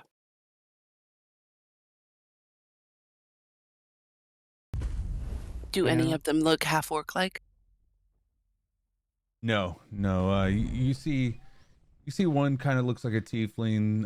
Another one looks like a human. The one that looks like a human. Another human. These are not. They don't look like who you guys are. They look like other other human or other humanoid type creatures that are in the world around you. Don't look like you though. But they Okay. resemble. Looks like they resemble the makeup of our party. So it seems like what it seems to me is that this was the first group that was kind of brought together. Serene, how long you say you've been out here? The moons have passed me so many times I couldn't even tell. I've been here for many moons. Well, you know, one can make the assumption that maybe the last time that this particular thing happened. This was the group that was sent to intervene, and they didn't quite make it. So we need to not follow in their footsteps because it looks like we're the kind of group that's supposed to be made up of to handle this situation. Because if you look at the group, kind they may not be us, but it sure as heck looks like us. The weapons that the statues are holding, are they like free in which we could take them, or are they just part of the statues? You would see them as part of the statues, as if everything, including what they were holding, is petrified in place now. Okay.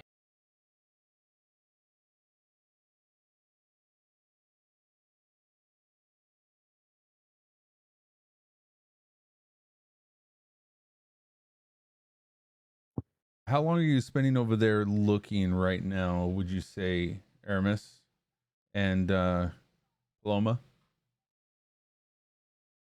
Well, once I figured out that I'm not able to piece it back together enough, there's no point in me sticking around. So I relay that what we've discovered about the makeup of the party. Um, and say that we probably need to be a little bit. Well, we need to be probably a little careful from here on out because things out there might be conspiring against us because this looks like it. Yeah, it could just be a coincidence and all, but it that group's made up just like we are.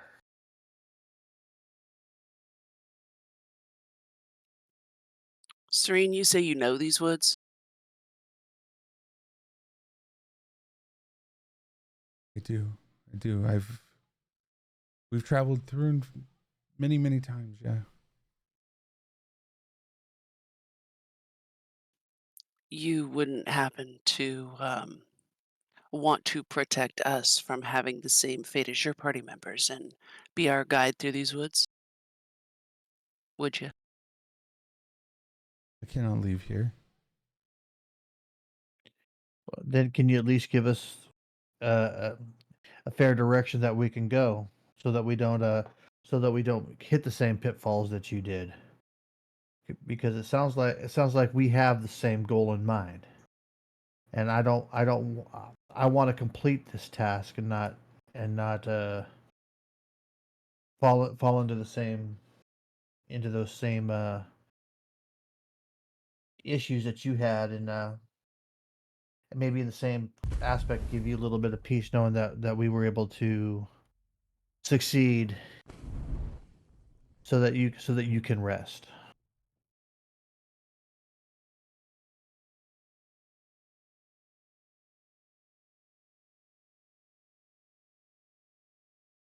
Wait, how long did you guys say that you were still over there searching? I got Uh, what I said, once I found out I couldn't like piece it back together, I was done. okay. well, probably not too much longer after. Did you an Arcana check to see what remnants of magic were around this, if there's still any around? Yeah, you can go and do.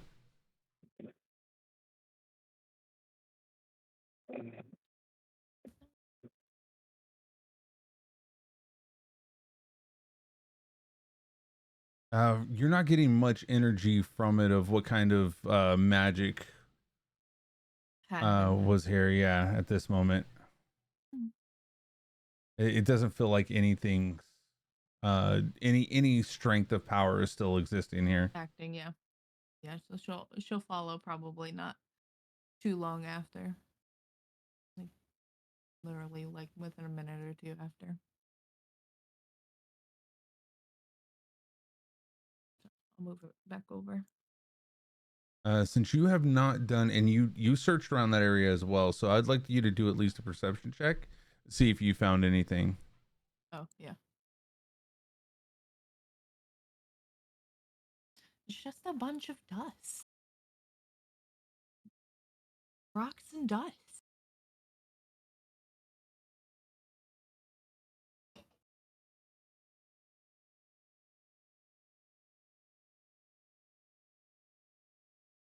Yeah, so as you're kind of brushing around, looking and stuff like that, yeah, you noticed there wasn't much there for you to kind of figure out, so you kind of like walked away from that as well.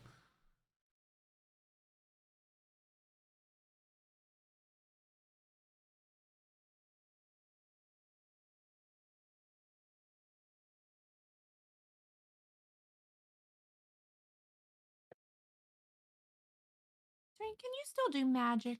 Are you still able to move anything around, or you just float here? I'm I'm here to find either something to fix this situation that I'm in, they're in. As I replay it over and over in my head over this long period of time, that's Would I you be able relive it. to would you be able to kind of draw out the runes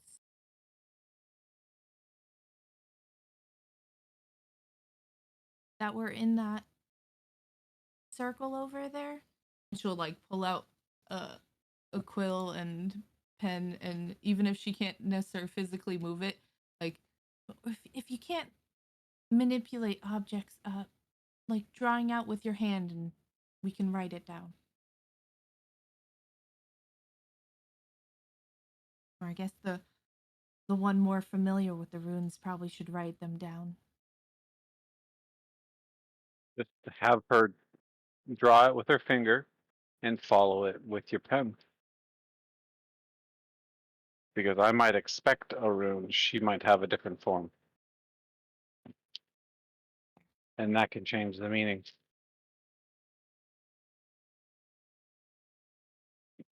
So as she listens to what you're asking her to do, you see her kind of get a little agitated.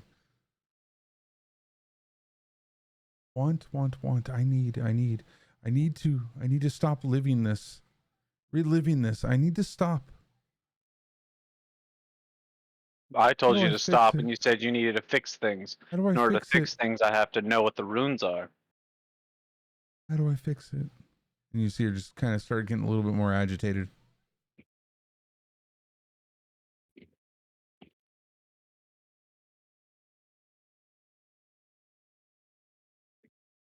Where's a holy man when you need one?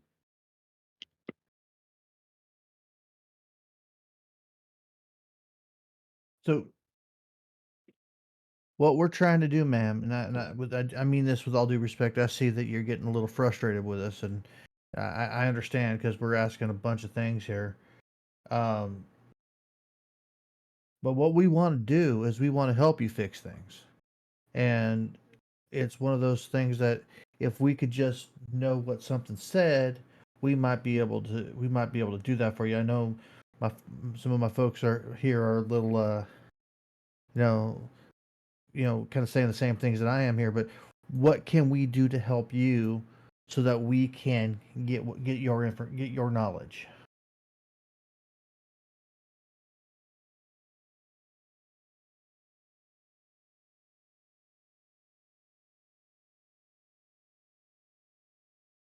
As she's kind of looking around and kind of trying to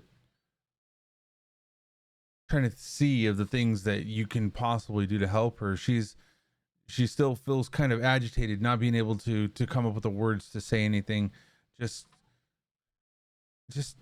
I just need this fixed. I need something's lost. Something I can't I can't find it. I can't find it. What are you looking for, ma'am? Can Paloma go and start searching this caravan? Yeah, you can go start searching that. It's there's something. She's gonna like crawl in and search. You are a small character or are you medium? Small. Okay, you're small. Let me do a strength check real quick. Because as you're climbing up into it, you get about halfway in there and you're Oh, would you like an athletics to with that or something? no, this is the strength of whether or not it's going to stabilize. Yeah. Be careful, kitty. This one seems to be a little bit stronger than the other one. But as you step up into it, you feel the creak and the slight shift to the right as it almost jostles off the wagon wheel that it's still attached to. So she kind of holds still for a moment and will kind of lower herself down so she's a little more center of gravity with to help avoid jostling things too much, and kind of look around to see because the only thing broken around that she could have noticed really was the runes and the caravans.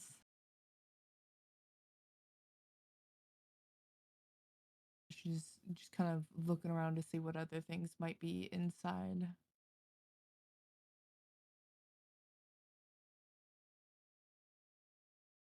All right. Do an investigation or a perception as you're in there. In fact, let's do a perception first to see if you see anything, and then we'll do the investigation as you're moving things. So we're gonna have you do both. So perception wise, you're not seeing anything, but you're still kind of feeling around, and it's kind of dark in here, so it's kind of really hard to see. The only thing you have is like the little glimpses of moonlight that are kind of shining in, helping light a little bit of the area.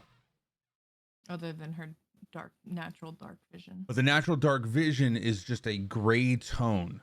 It's not an actual colorful tone. So nothing standing out to you at this moment. And you said investigation. Now, as you're shuffling things over, you see these cloths, these linens that are just kind of just tattered over time. The moths have gotten to it, like just like the caravan that's allowing the light to come in through the moon. You're seeing that it's all these linens, they're moldy. It smells kind of dank in here to where it's like as you're lifting them up, whether it be carefully or just moving them to the side, they're kind of falling off of each other. And as you're kind of making your way down forward, you catch a glimpse of something on the right hand side at the edge of the caravan.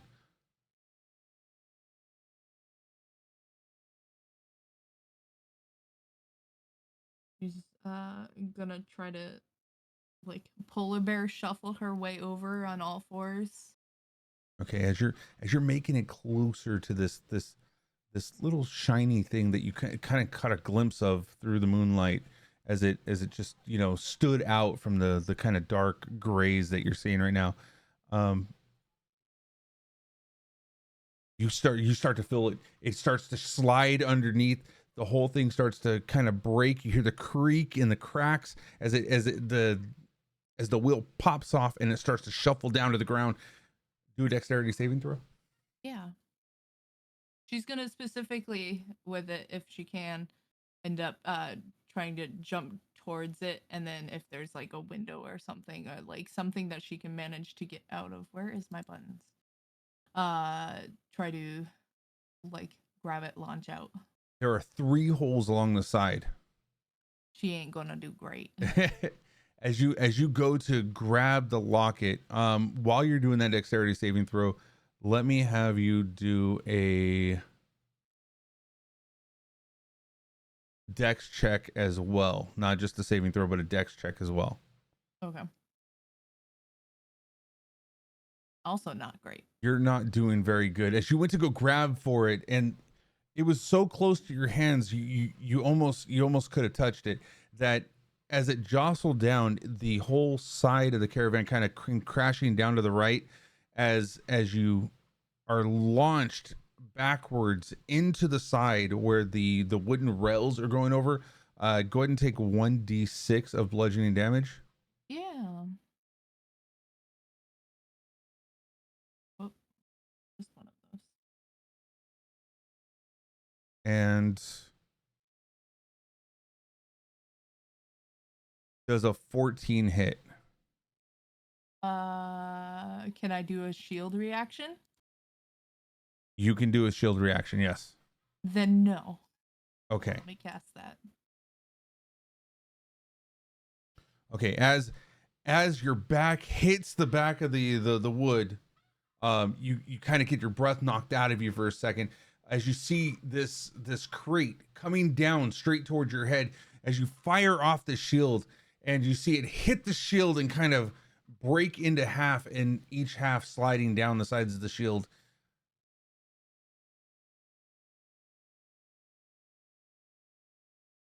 You didn't take the damage from the second item.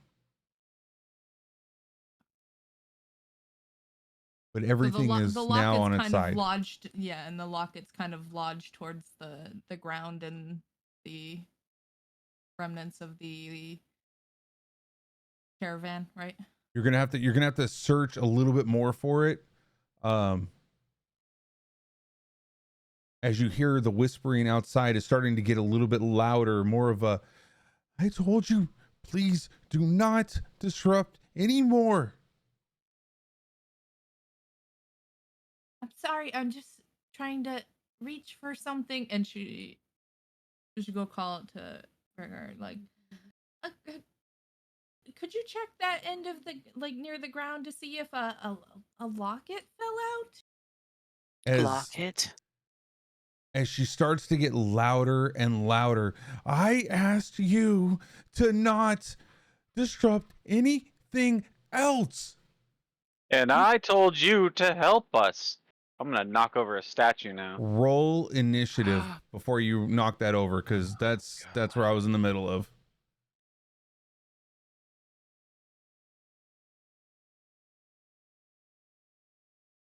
Only a 16. Oh, I can't get this. Okay, let's put you in there. Oh wait, put you in there. Okay, I can't reach her because it's underneath this. Okay, let's get her. Okay, we can get her now. Oh, son of a bitch. Isn't that the second time? You have the Yeah. second highest initiative bonus, and you roll a fucking one. Oh man. Oh, mother.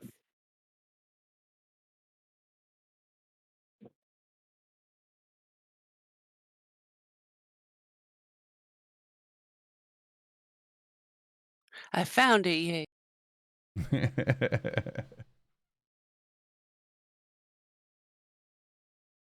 All right, we got her in there. We've got. Just waiting for Cortha.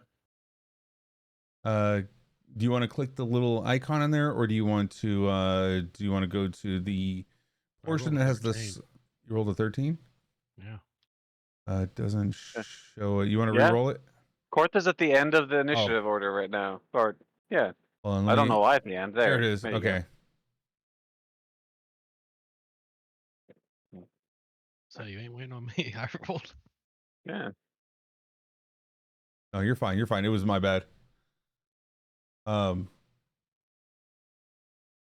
want her to be on top of here so I can actually select her. I can't select her right now.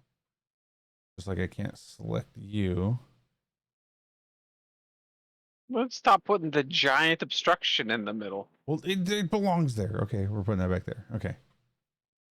All right. Let me jump over here. We are starting combat right now. Gregor, you are up first.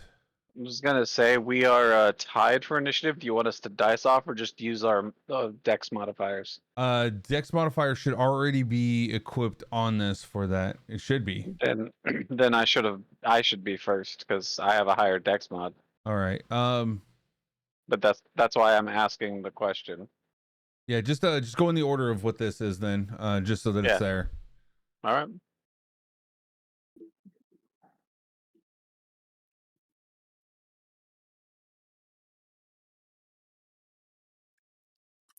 I guess then I will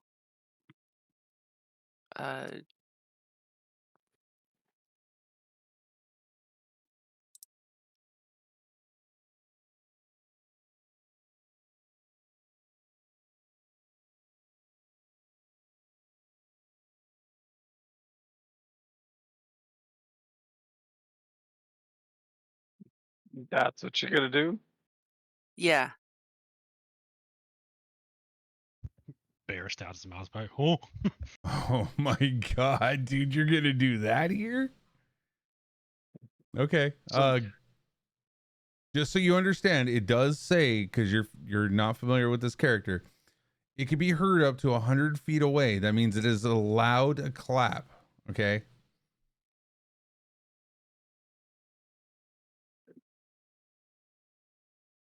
But Mm. so it's up to you if you want to use that. I'll give you the ability to use it if you want to. I'm not saying it's not a good thing or it's not a bad thing. I'm just saying I just need you to understand, like if you use this in a dungeon in the future, that may pull everything in the dungeon to come in after you. I'm not saying that that's going to happen here, but I'm not saying it is going to happen here. good. Keeps us from chasing them. It's the only time the god is going to talk to you, okay? The GM. I guess I'll do this then.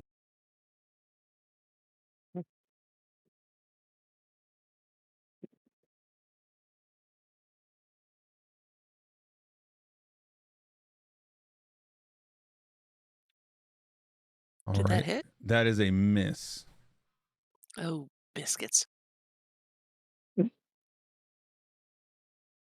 As you see, it just flings straight past her. The hair kind of flips up a little bit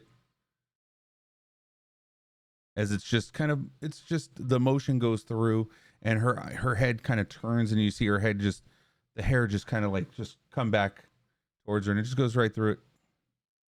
Listen, Serene, I really don't want to fight you, but if this is what you want to do, then let's dance.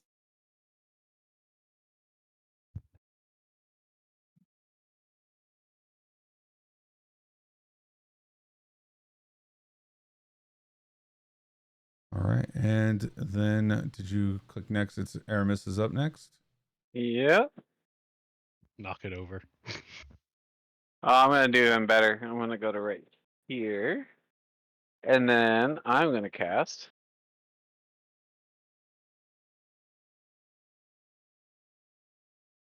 Tasha, come on, spin around, you stupid thing. I was trying to aim it at her, but it's not letting me make it rotate. Anyway, it's a line of acid that's going straight towards Saren. It's going to go over a couple of those statues as well. Okay. She needs to make a dex saving throw.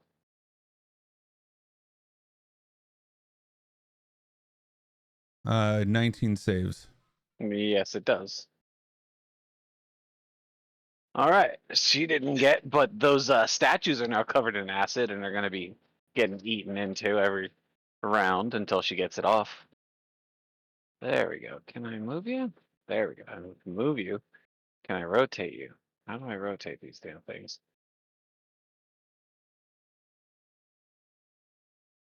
Let's see. Can you go to select target? No, it's not select Hey, target. let me just do it this way.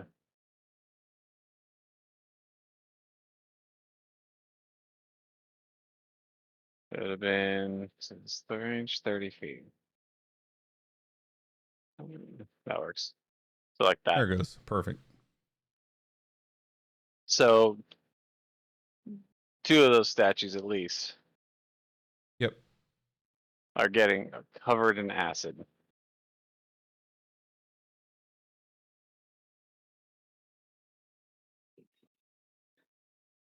All right. As she is taking notice of what actually just happened right now and what you were doing to those. Mm-hmm. And then I'm gonna fly up a bit, just to not be near the ground. All right. So you're going from here, which is 5, and then you're going And then I'm above. gonna go up like 15. Okay. And And Cortha, you were up. Listen, Casper, if you're as bad at adventuring as you are at haunting, no wonder you fucking died. So I cast Vicious Mockery.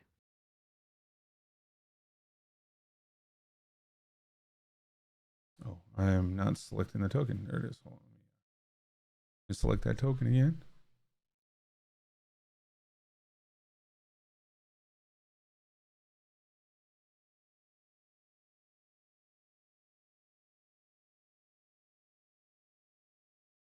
Oh, why is it not? Okay, I gotta refresh. Hold on. It's not letting me do it.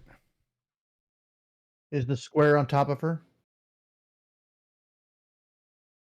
No, that should be underneath. No, the what I know which one you're talking about. Yeah. No, that should be underneath. It shouldn't be actually causing any kind of issues for me. It was just oh, I know what it is.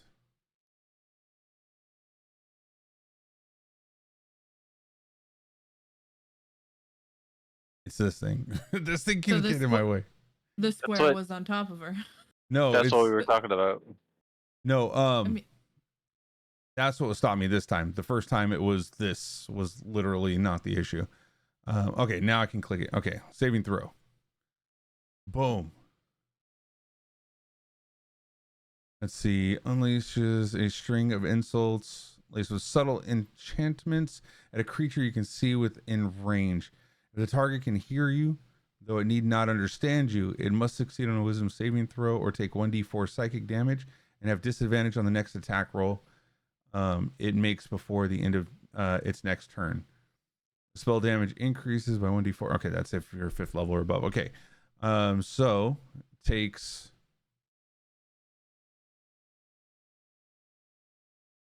it's taking 3 psychic and has disadvantage on its next roll. Attack roll. Yeah.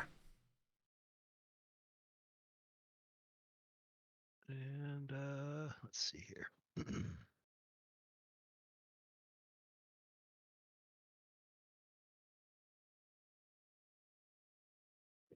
I'll give inspiration to Zoe.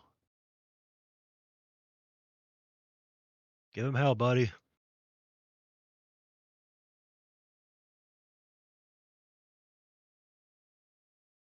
As you see her hair kind of fling out and flail out, it's just her scream and screech is so loud at this moment, and she points towards you, Aramis. Let's see. Casting.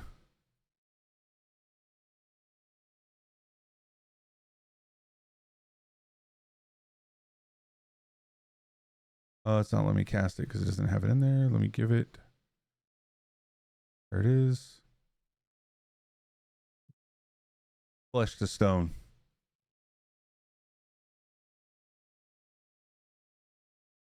You need to do a saving throw, DC 11. What category of saving throw? It is Constitution. Okay.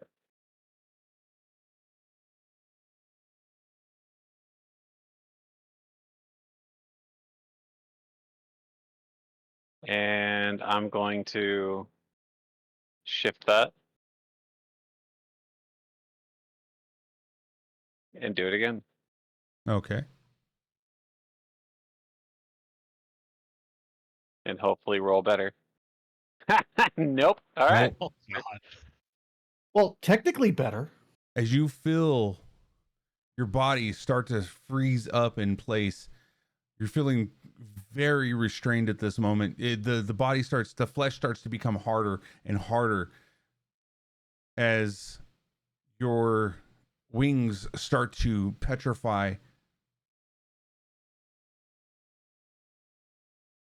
It's getting hard. I'm gonna do a strength saving check real quick to see if you can stay in flight with it starting to get harder and harder to flap your wings.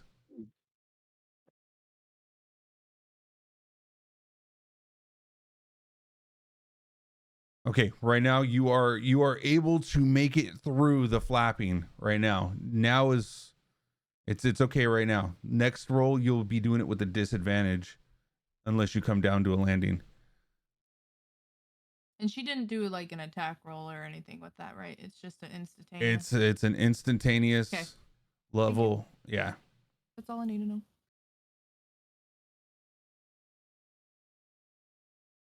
And it's your turn, Paloma. And she kind of can see through the cracks and breakages of the caravan. She's how close was she to the locket spot? You were right next. So when it lurched the direction of the Towards locket the spot. Yeah. So you were literally like right near where it would be at.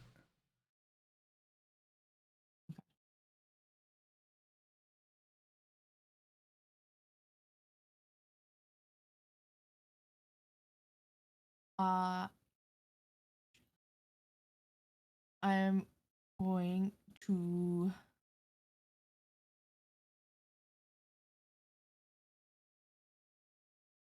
okay this.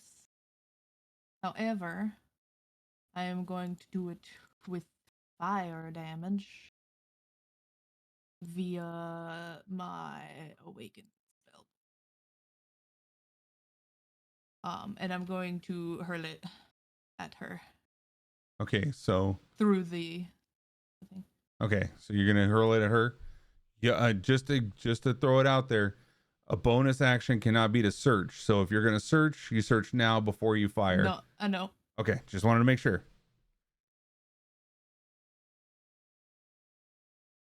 All right. And let's see. Oh, hold on. I gotta So you got to roll attack attack with to it. see if it hits. Yep. That does not hit. Oh, wait. Hold on. Wait. I thought that was a What? 13. Hold on. 15. Yeah. 15 hits. Okay.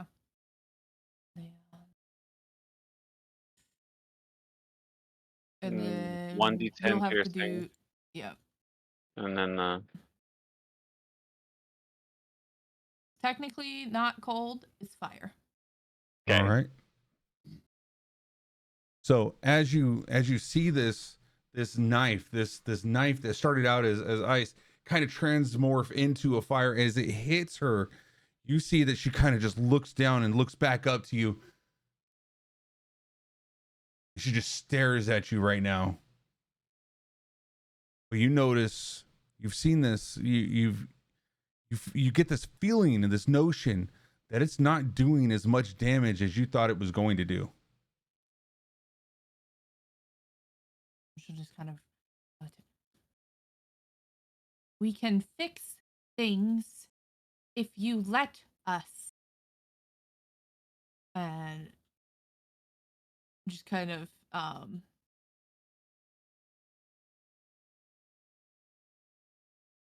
yeah, that's all she's going to do. Yeah, that would probably be all she had time to do. In the midst of that, like her response would be that response would be, "You should have broken it," and then that's it. That's all you hear from her as she's staring you dead straight in the eyes right now.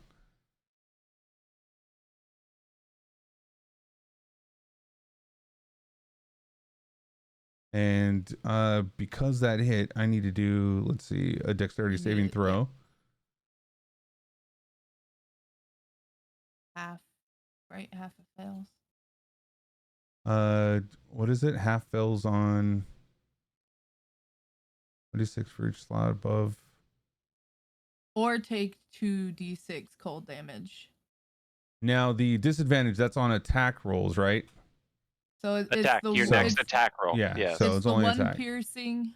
It's the one piercing, and then the 2d6 was The 7. 7. So Oh, okay. So that would have just halved, okay, of the half. Okay.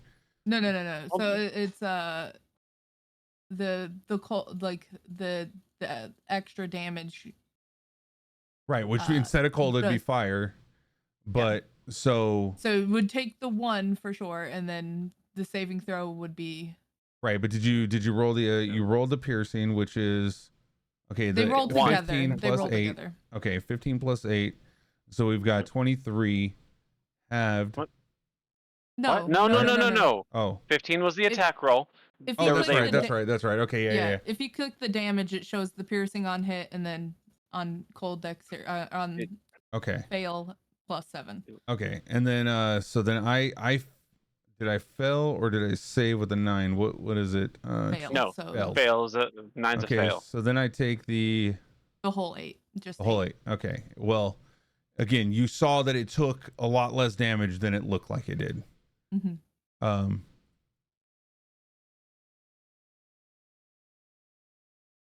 All right. And now go ahead and if you're done with that, Paloma, you don't have any bonus actions, go ahead and send it on over to Zorn.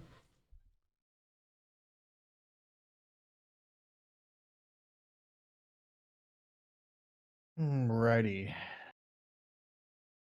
So not a whole lot I can do here. So I'm gonna take my action to speak to her. It's like, I heard you say we should have broke it. Break what? And then I'm going to, as my bonus action, I am going to spend a key point and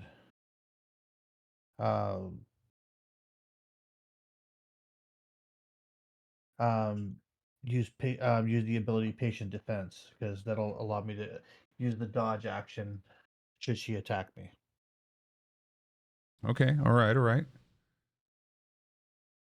Are you trying to use your bonus action to allow her to have, or are you trying to use your action to give her time to respond as well to that, or are you just Yes. using it? Okay. Yes. Both wagons have fallen. I asked you after the first one. And then she now looks over towards you.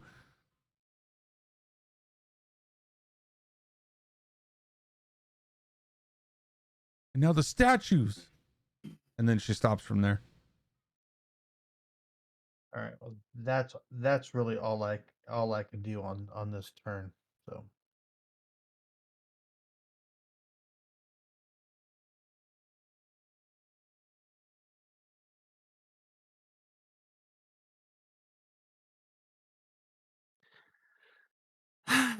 Really?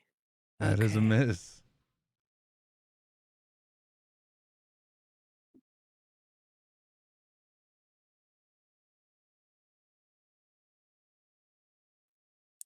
All right. Is there any way that I can disengage from this fight?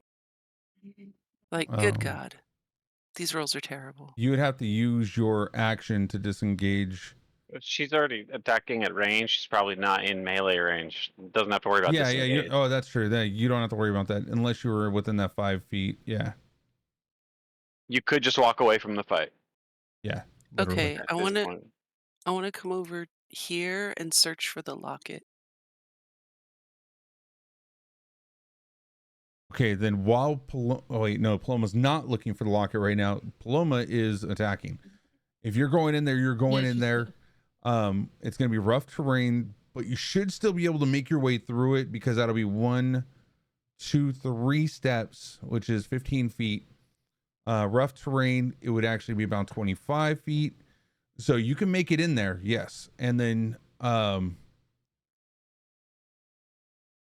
unfortunately, you already used your attack. So essentially what you did is you pulled back on the bow, You let fly an arrow. Unfortunately, it didn't stick. It didn't hit true, so it went veered off. As you went into, as then you just took off and started running straight towards the thing. You got all the way in there. You're about where Paloma is, kind of almost sharing the same space, but off to the left a little bit. All right. Aramis, you are up. All right, I'm gonna land.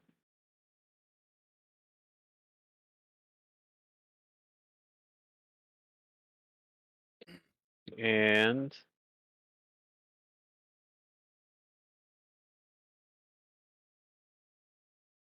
mostly because at this point she's pissed me off.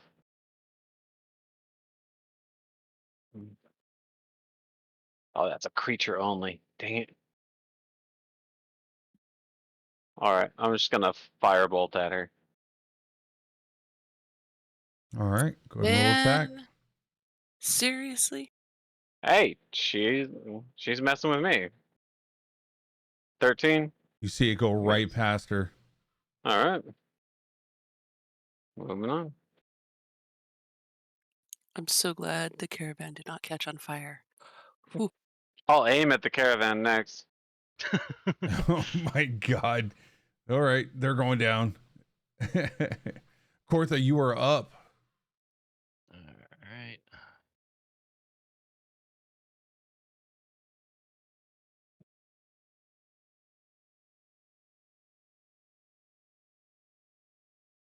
Or why not? Go and hit her with the That's right. Hold on. dissonant whispers. You're not up yet. Hold on. I gotta. Wait, Aramis, I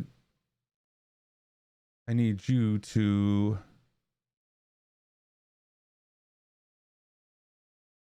roll a Constitution saving throw.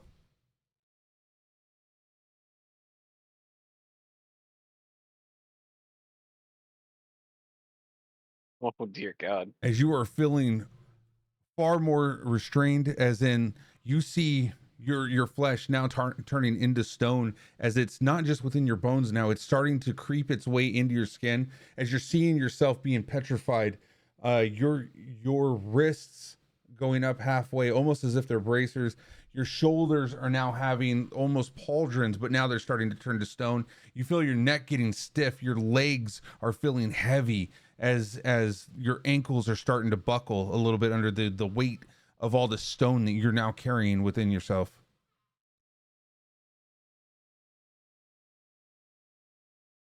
You will be rolling on disadvantage on any attacks at this point. Okay.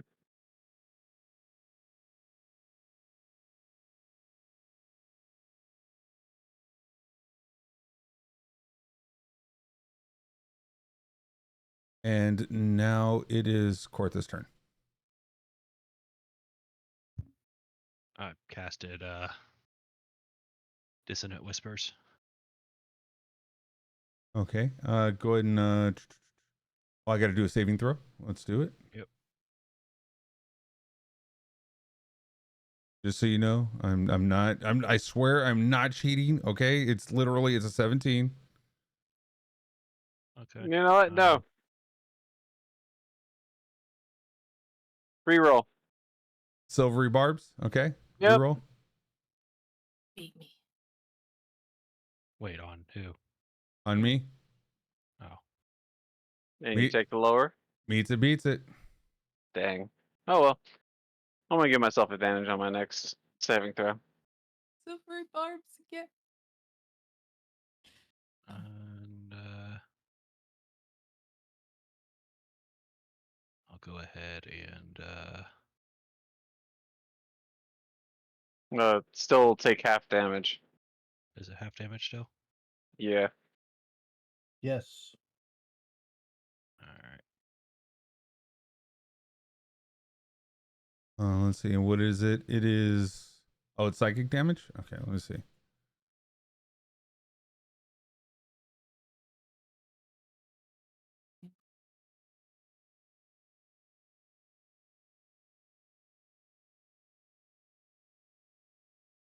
right. Then I'll go ahead and give inspiration to Aramis.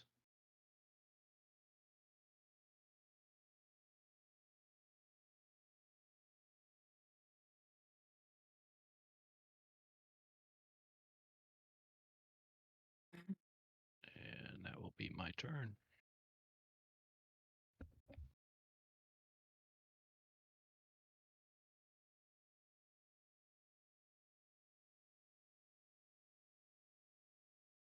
All right. As you see, her eyes saw the look that you were giving towards Aramis and noticed that you were trying to help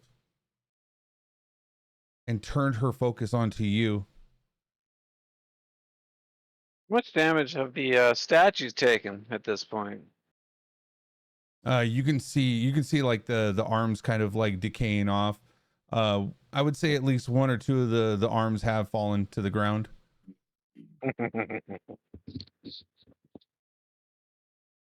Good.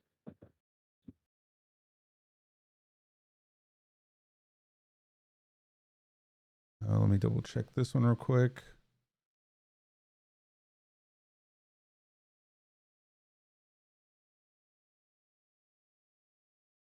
As you see her fling forward to you,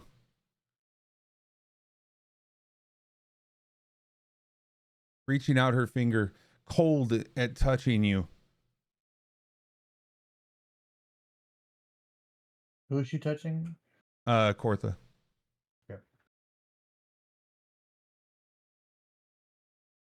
Does yeah, 20 hits.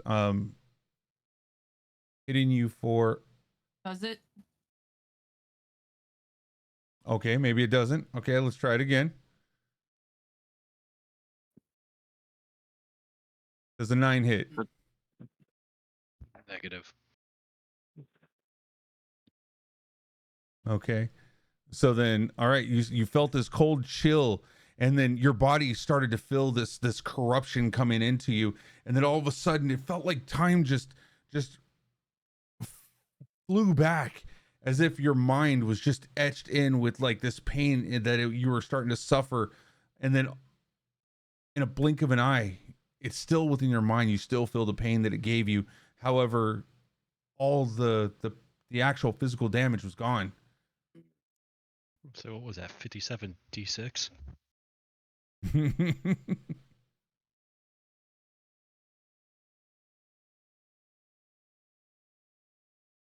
Don't you dare.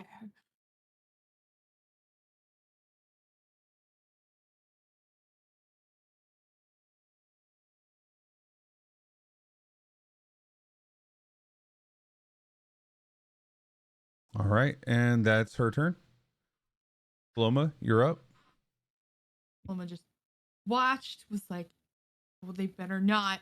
And after casting those silver bombs, just kind of instantly, what was so important to in her mind to these caravans, and so she's gonna try to dig for that locket. I will give you the ability to help if you would like to help on this.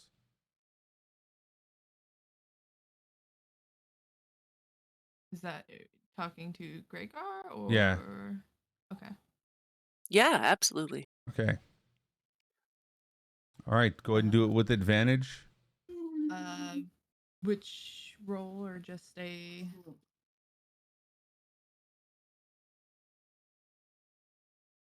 Just a d20 or a particular? Oh, you're gonna Like, do a whoever. perception or an investigation, either one of the two to see if you can find it in there. Okay. Advantage. 22. As you're throwing things left and right, you're noticing you get to the bottom of it all, encrusted with some of some like mildewy mold. You find it now. It was shining before, but now it's kind of tarnished from being stuck inside the mold. You pull it up and you see this locket in hand.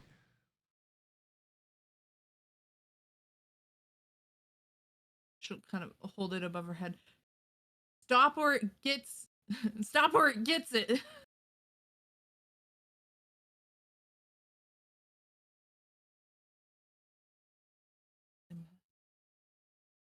all she can do. Yeah, that's all I can do.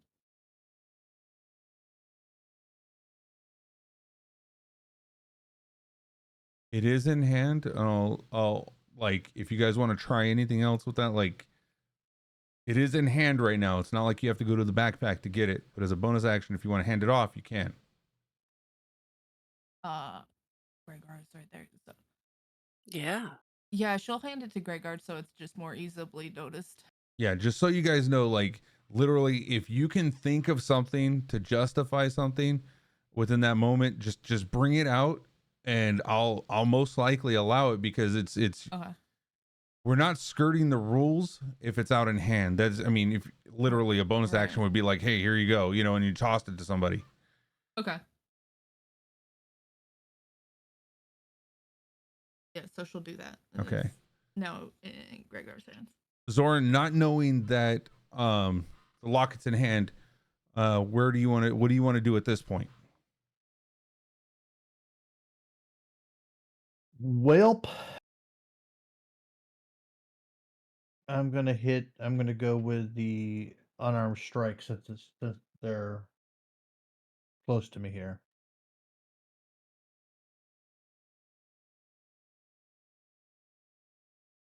All right, go ahead and roll the attack. 21 21 is a hit. hit. Yep. And that will be 8 bludgeoning. All right. And then I'm going to let's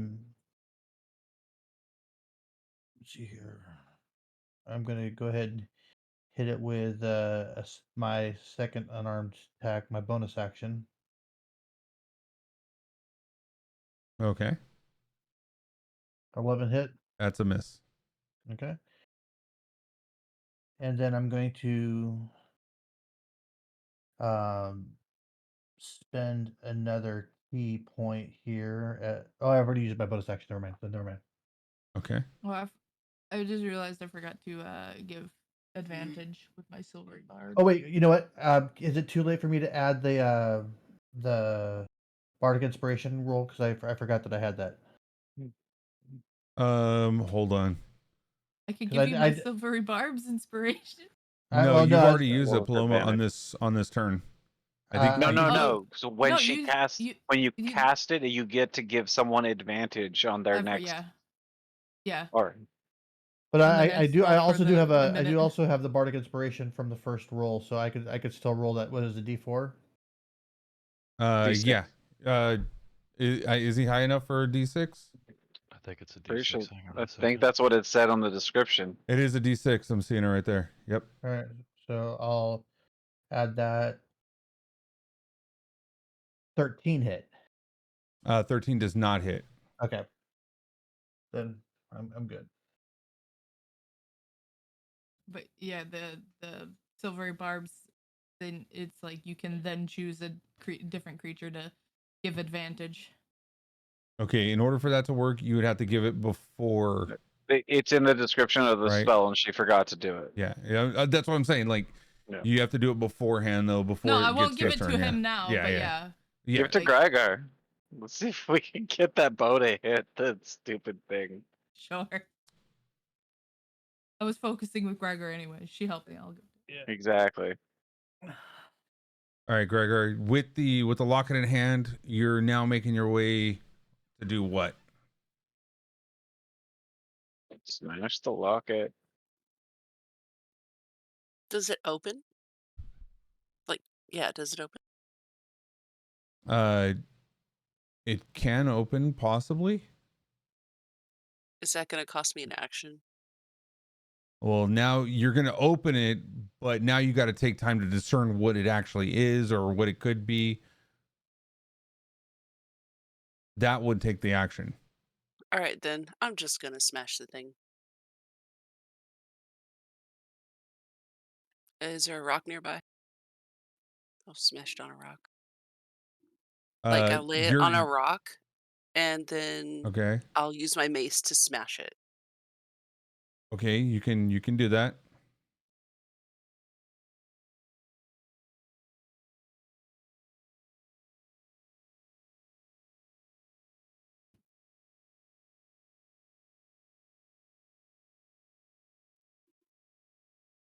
Uh, 11. It hits. Yeah, I don't know either. There's ACs for No, I know inanimate there is, objects. but Yeah, it's like yeah, 5. yeah, I know, but yeah.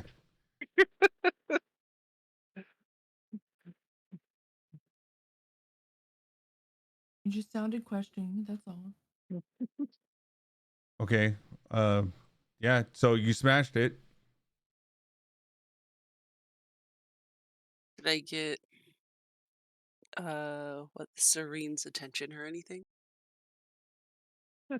No, she wasn't even paying attention to you at that moment. She was Well, focused in front.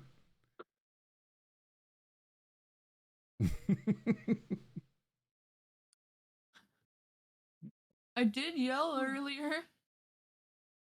Yeah, what? Also, somebody hit her too, so she's now focused Yeah, at the monk in front of her. So No, I know. I allow, like, I absolutely allow somebody to pull aggro on something if they're the last one to hit and they did enough damage. And No, I know.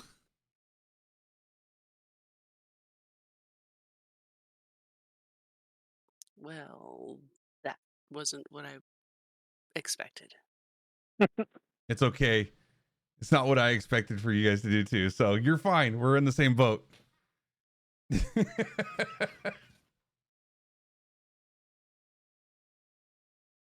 Paloma's just like,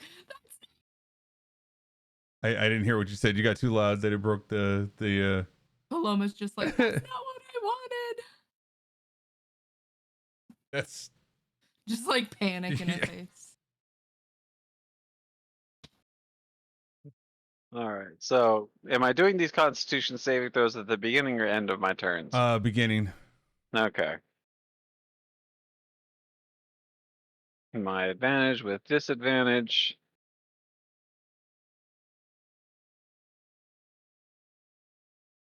I gotta go All look at right. that again. Hold on, let me see. You said DC 10 last time or the first time, so I don't know.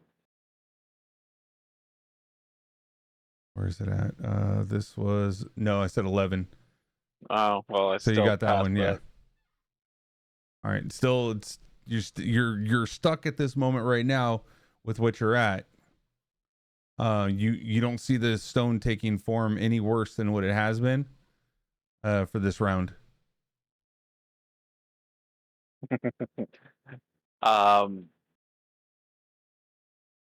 Firebolt With disadvantage. at Saren.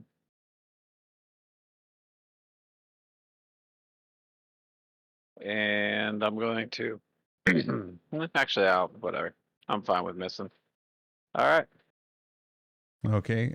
So yep. And then Cortha, you're up. All right.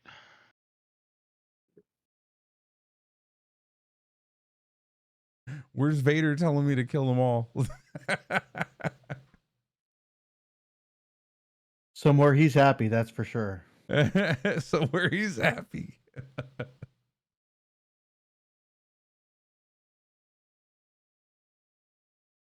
Go ahead and cast Vicious Mockery again. Keep your fingers to yourself. I don't know where they've been. Okay. Let me do a saving. Is that straight damage, right? It's Or do I have 15 to save? Wisdom. Yeah. Okay, yeah. I saved. All right. And my turn. All right. As she hears you, she's still not looking at you because you did no damage to her. She's still focused on Zoran as she goes to touch him once more. So she's after me this time. Yep. Wait, no. Yeah, you were the one that punched her and got her. Right, but you went after Cortha on the last her last attack. Did you So- hit Cortha with the last attack? No, Serene hit Hold on, let me hit Cortho with the last attack, and she missed because of silvery barbs. He Now said she's she attacking switched me. aggro. Yes. But then you punched her, grabbing Yeah. the aggro. So I'm saying now she's attacking me. Okay, that's what I was. That Yeah. was my Okay. question. Yeah. Okay. Yeah. Yeah. Because you were the last one to do damage to her. Okay. All right. Does a 13 hit? No. Okay.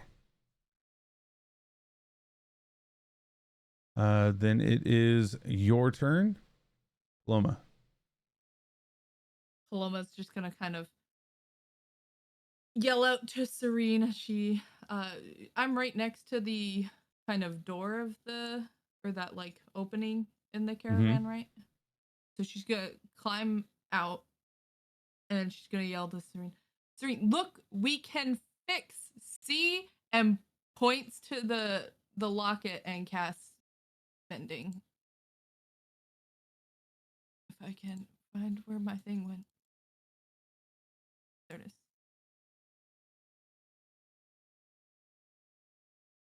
All right. As the pieces start to pull itself back together, the locket then becomes whole again. Once again, it just, you see it becomes shiny, and it looks almost as if it was pristine as it stands before you. Do a free check for perception.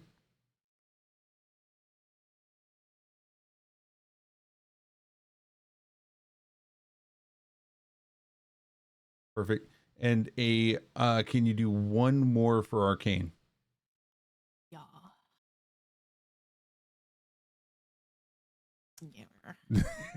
That- So close. You have a good So bonus on freaking that close. too. Oh my goodness. Okay, so you see as it's piecing back together, the lid was broken off and everything. As it's coming back together, you see it forms from the bottom up as all the pieces stand back into place. The lid then kind of flips over and then kind of slides itself while it's piecing itself back together and slides itself on top of it to lock it. You notice that there's actually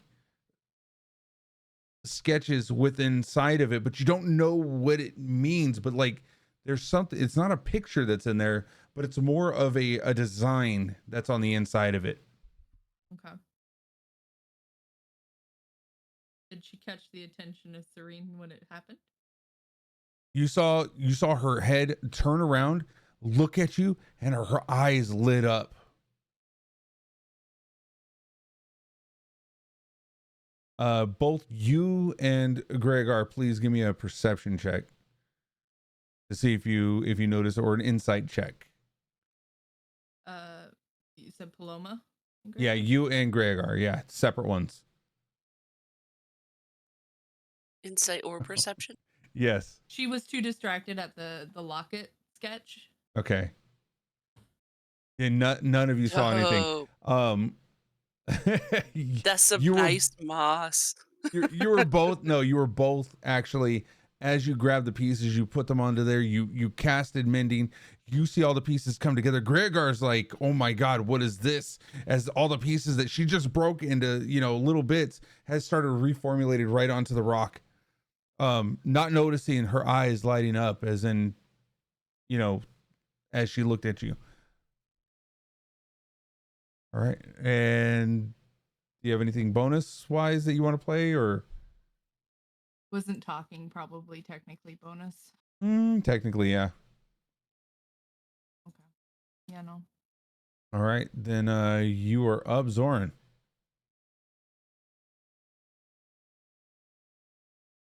Currently, do you want me? Can I roll a perception to see if I saw what saw the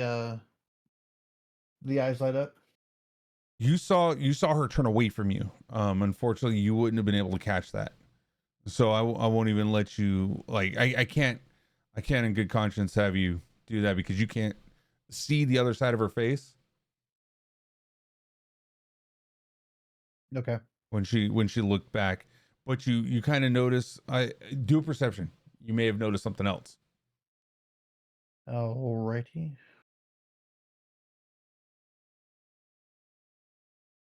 Nope. Noticed nothing. You notice that the fog is starting to kind of like tickle your nose right now. Yeah, these dice will be going to dice jail after today. I mean, those statues are nice looking, starting to look like they're nice and melty. There's Yeah. like literally no arms on the statue. The head is kind of like melted off to the side as it's kind of drooping. The acid's just kind of like pulling it down. All right. Because I can't see it. Unarmed strike. All right.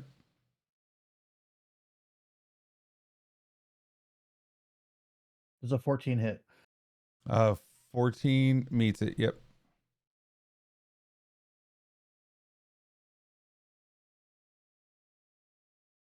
Five bludgeoning. And then I'm going to spend my last key point here on Fury of Blows.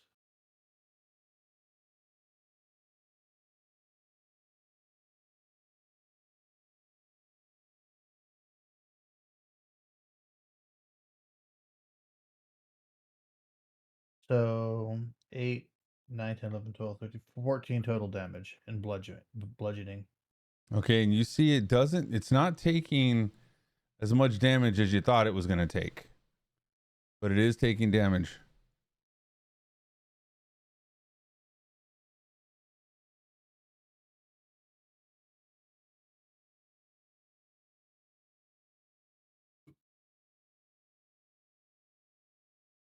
All right, and so that's my turn.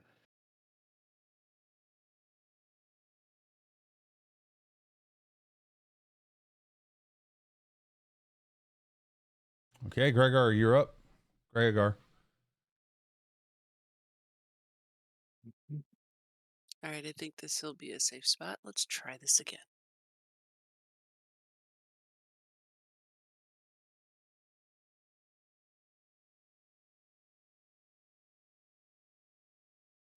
Why? Just why? No, I'm not doing it. I'm just going to stare like an idiot. Stepping on the other side of the the statue, you go to aim to shoot her, but you ended up knocking it onto the shoulder of the statue as it just bursts upwards right after you let it fly.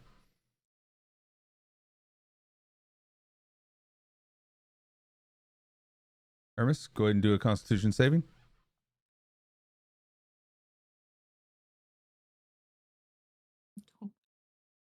All right, meets it. All right.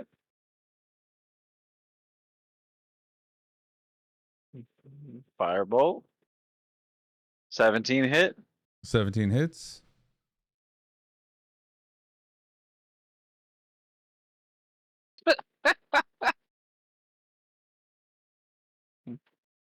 Oh, there's that.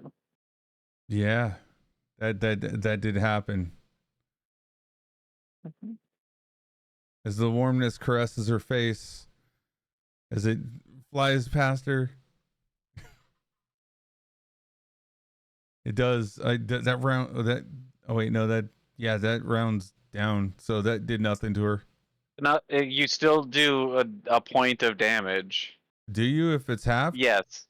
Yes, because she's not immune to the damage. She takes 1 point. Hold on. Let me see. Yeah. I don't think you. Yeah, I don't think. Okay. You Yeah. can She'll half for take. one. She takes 1 then. Yeah.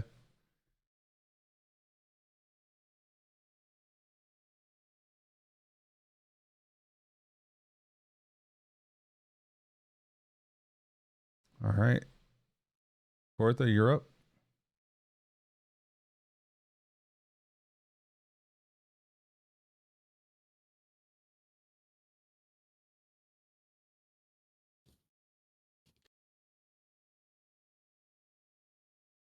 You know, if I had hair like that, I'd probably die too.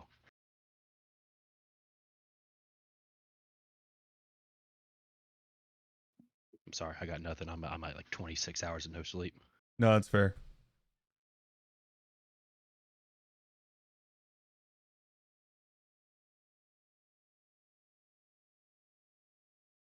All right. I saved.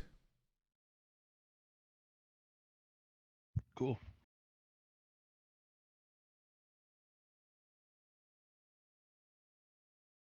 Serene goes to touch you again. Oh, actually, it would still be Zorn. Nobody else. Oh, wait, no. Aramis. Aramis didn't do much damage to her. She's still gonna go for the one that did the most damage. So after me. Okay, got it. Yep. 16 hit. Nope.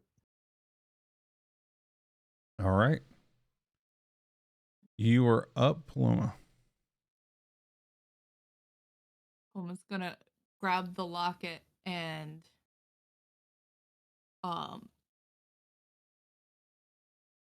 she's ethereal. She did she like ever like pass through objects that we saw Not or we pass just kind through, of no, just kind of floated through. around Yeah. Like, them? yeah. Okay. So she's gonna grab the locket and once again try to go over towards her and like hold it up to her. Please, we can stop. You notice her shoulders come down. She grabs hold of the locket.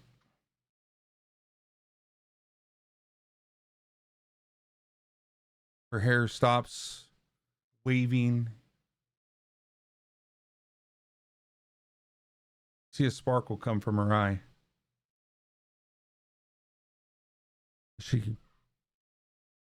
As she was floating earlier, she kind of comes to the ground.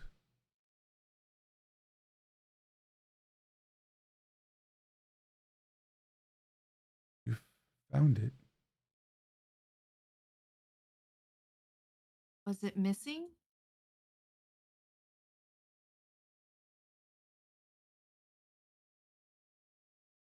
It has been for so long. Things can be fixed if you let people help.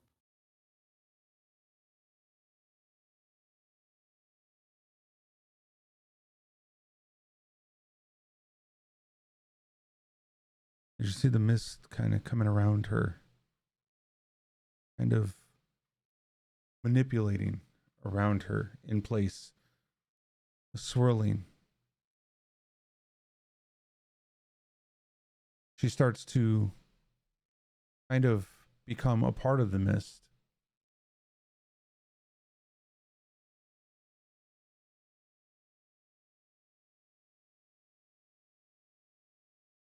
She says, in gratitude,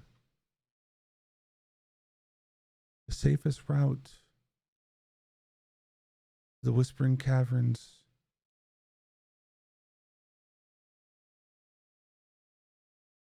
is the trail behind me. Follow it. You will find it. But two voices at the caverns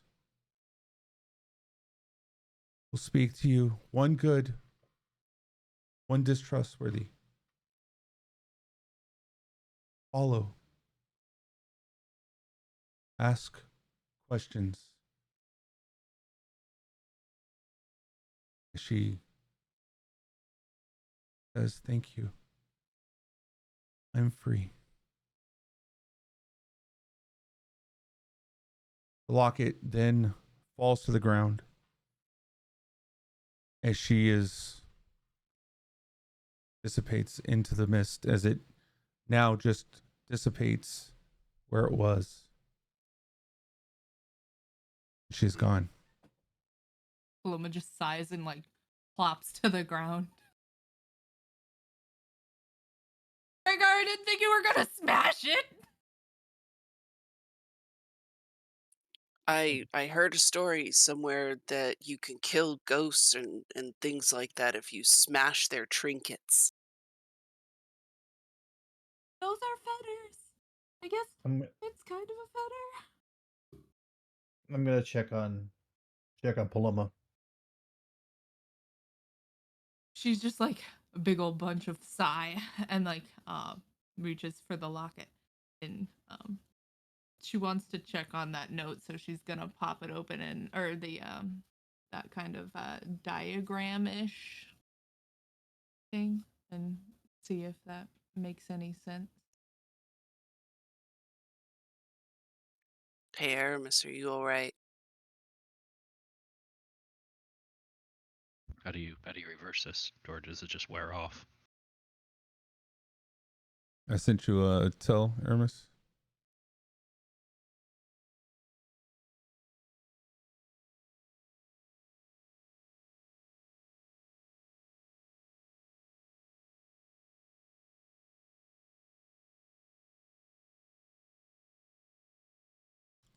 Are you studying the locket right now, Paloma?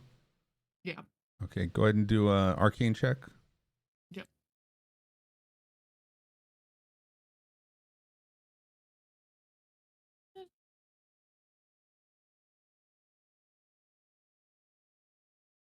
So with that arcane check, you're noticing that this is a more of a transmutation type of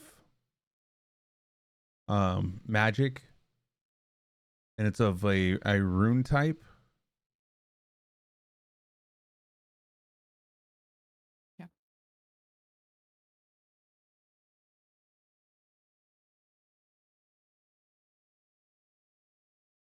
You're noticing now,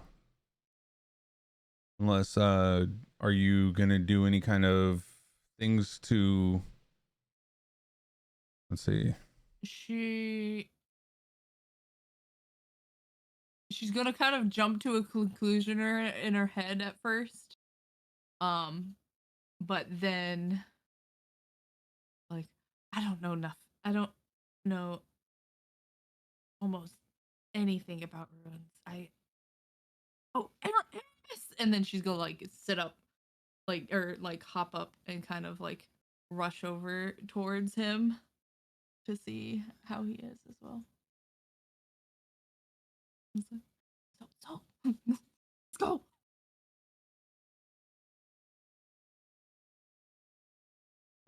Okay, let's see.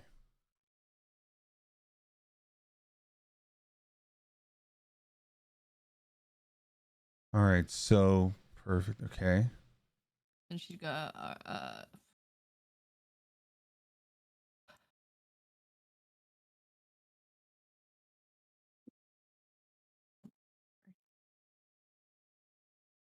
you got Arcana check him. Okay, and then you're noticing like it is starting to thicken up a little bit on him. And you're noticing that he's starting to petrify a little bit more. Does that Arcana help me with anything that I might be able to do, or any of us might be able to do to help him? He's still able to speak at the moment. But his throat is starting to tighten up.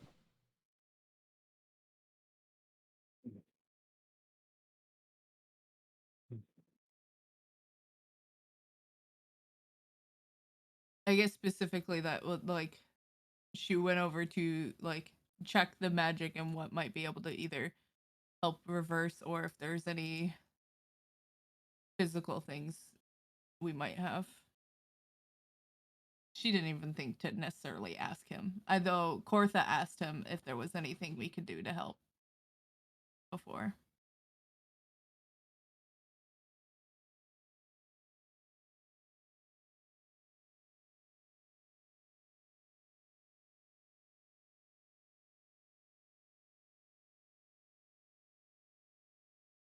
You brought it to him, right? You're standing right in front of him and showing him, right? The locket, yeah. Yeah. Like I brought brought it up and just like or I brought the locket and I have the paper in my hand, but she hasn't shown him, no. But she did the Arcana check on him to see if there was anything You around. saw this, yeah. You saw the similarities of the same color of magic on him as it is in the locket. Oh, okay. Then yeah, she would like her first like I guess instinct if it's like a similar magic, she's gonna hold it up to him and be like, "Does this help?"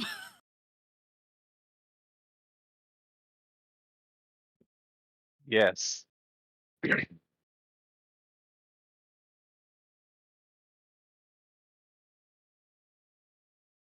Use it. What do I do? I'm just gonna look at the diagram of the runes again. I'm trying to figure out what she has to do for it. How she supposed to use it. This she would, with using it, would you make the assumption that it's similar to just any magic scroll? You would kind of, looking at the thing around it, you would see, let's see.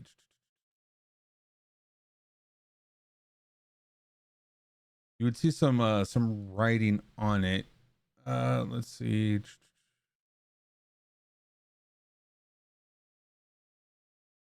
Like notes in the margins kind of thing. Yeah, trying to think of what kind of rune this would actually be built out of. Because runes should be readable, right? Or you should be able to read a rune if you have the understanding of them, right? Yes, but it would be more like so think like we have cuneiform. It's technically a language that we know. We know where it came from, but we can't read it. There are people that can kind of read it. That's what runes are. It's just Okay. an old, forgotten alphabet, typically. Okay. Now, flipping it over though, you do see that there is some legible, because this rune was put into a necklace. This necklace, may not be able to read what's on there, but on the back of it has an inscription. So as she flipped it over to show him, then she would have saw it. As you were handing it to him, you would see it on the back side of it. Does it say something along the lines of put the locket on him? No, it does not say put the locket on him. Okay, so what does it say? Just assumption here. Oh my goodness. So why doesn't our stuff show what we can speak? So I have mine is, it kind of sits in a funky spot under my features. So Under I passive have abilities, right? I don't Because it says passive No, ability. like right under my thing under attributes on the whole right hand side of the character sheet, common, Sylvan, Infernal, and Leonin is Palomas. Oh, there it is. Okay. I see where it's at.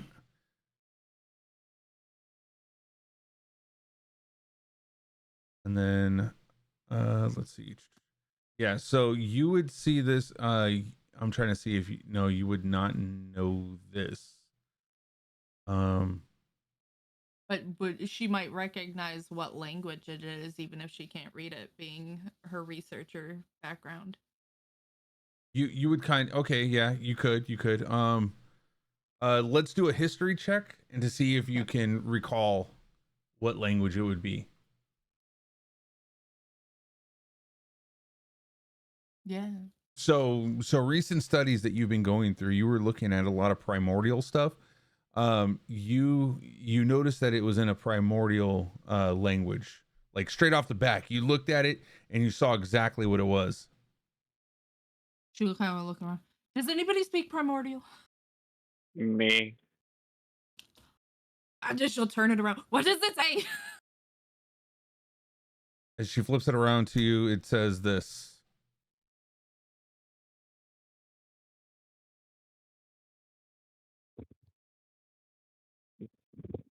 So, okay, I want to clarify. How hard is it for me to talk right now? You can talk because you've been doing a lot of saves. You've only I think failed once, but you can still feel that it's over time. It's still trying to take care of you or take you out. I wanted to make sure I didn't speak too much or too clearly. So that's why I've been doing single. Yeah, you can talk like is and still get the words out. All right. From stone to flesh, from silent still, reverse the curse by ancient will. And the locket breaks off into pieces, millions of sand pieces, as it courses straight towards Aramis, and it starts swirling around him as you see all of the stone sort of dissipate and kind of fall to the ground as like shells were just there above him.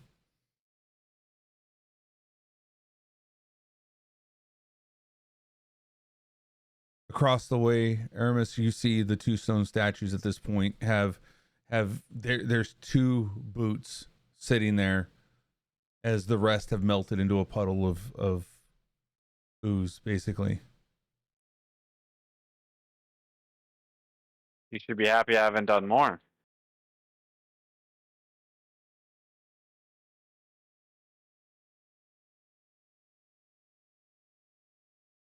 She's on my short list. I don't think she's here anymore, so I'll find a way to bring her back just to kill her again.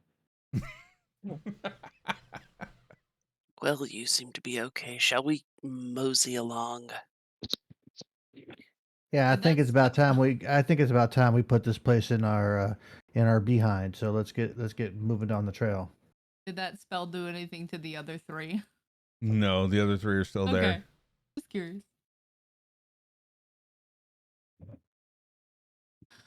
So she pull him to the side and be like, and hand him the paper with the runes. And it's like, don't know if that's a translation of the front, but you know more about runes than I do.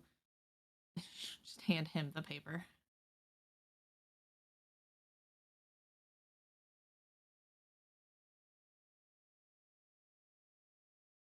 All right, so go ahead and if you can, you should be able to make something and put it into your inventory. Just call it runes. Basically a copy of the runes of what is it? D or unpetrification. Okay. So you know what it Let's looks see. like. You haven't learned how to use it or anything like that. You just know what it kind of looks like. Orthok kind of mentioned, she was screaming about how it was her fault and her fault. Maybe she petrified her own friend somehow.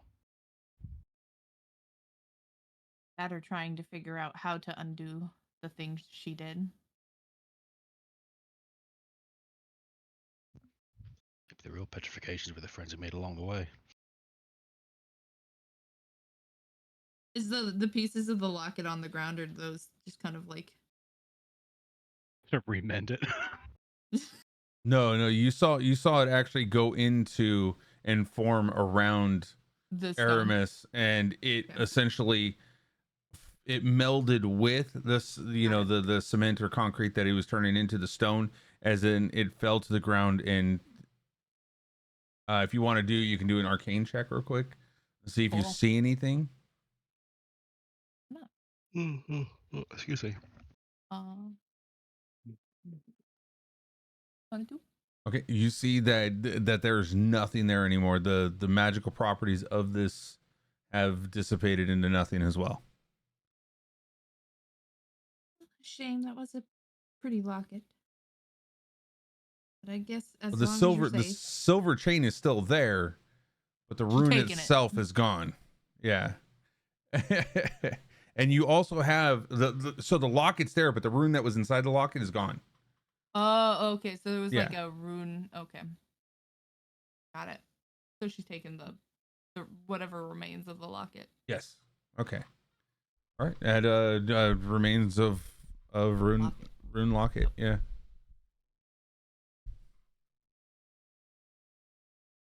And this, I believe, will conclude our Halloween episode of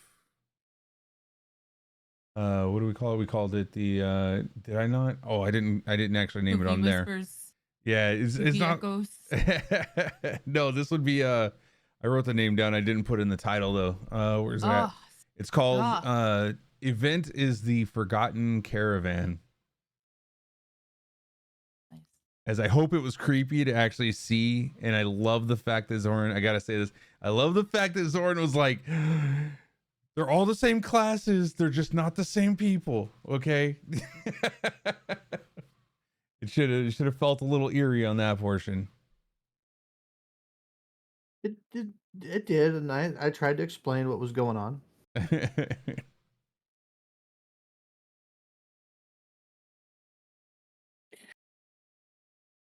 All right, so we're gonna go ahead and find somebody to raid. Thank you so much to the 17 that have been hanging out here all night. German, I did that posture check already. Okay, I'm doing it again.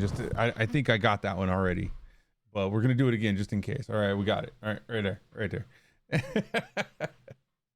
All right, let's see. Who do we have that we can go ahead and read out? Let me check.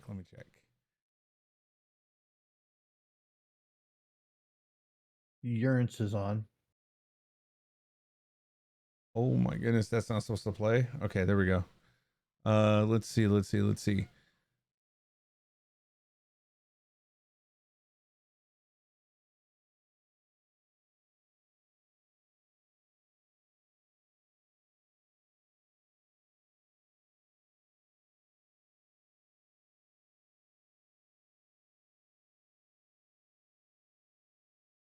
right, let's see.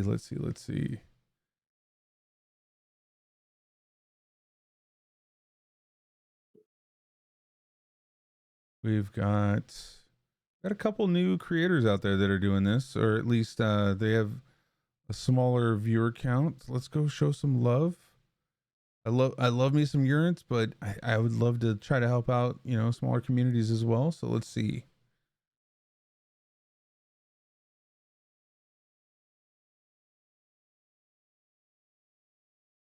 Oh my goodness, are we? Let's see. There we are. Okay, it's recommending me to me. All right, let's see.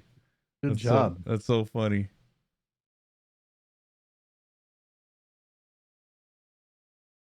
We are number 6 on the list. That's crazy. That's awesome. Let's see. Spiky Robot, D&D Blender. I'm digging D&D Blender's look. Like they have a pretty nice setup that they're doing on. And they're doing Icewind Dale? We might have to check that out. Let's go show some love over there.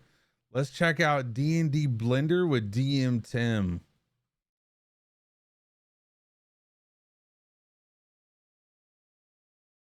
Let's go.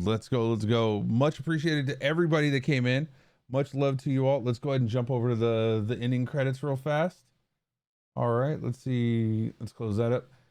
Thank you so much to our biggest D&D supporters, Rob 401Z, Darth Lysis, Patreon supporters, Rob 401Z, Darth Lysis, Overwatch Scrub Club, Faithful Kasune, Dark Phoenix. Thank you so much for the love and support. We are going to be heading over to DM Tim's. We're going to show some love over there. And have a wonderful night, everybody. It looks like they're using they're using what is it, the tabletop simulator, I think, in order to play this. So that's gonna be fun. Let's check it out. Have a wonderful night, everybody.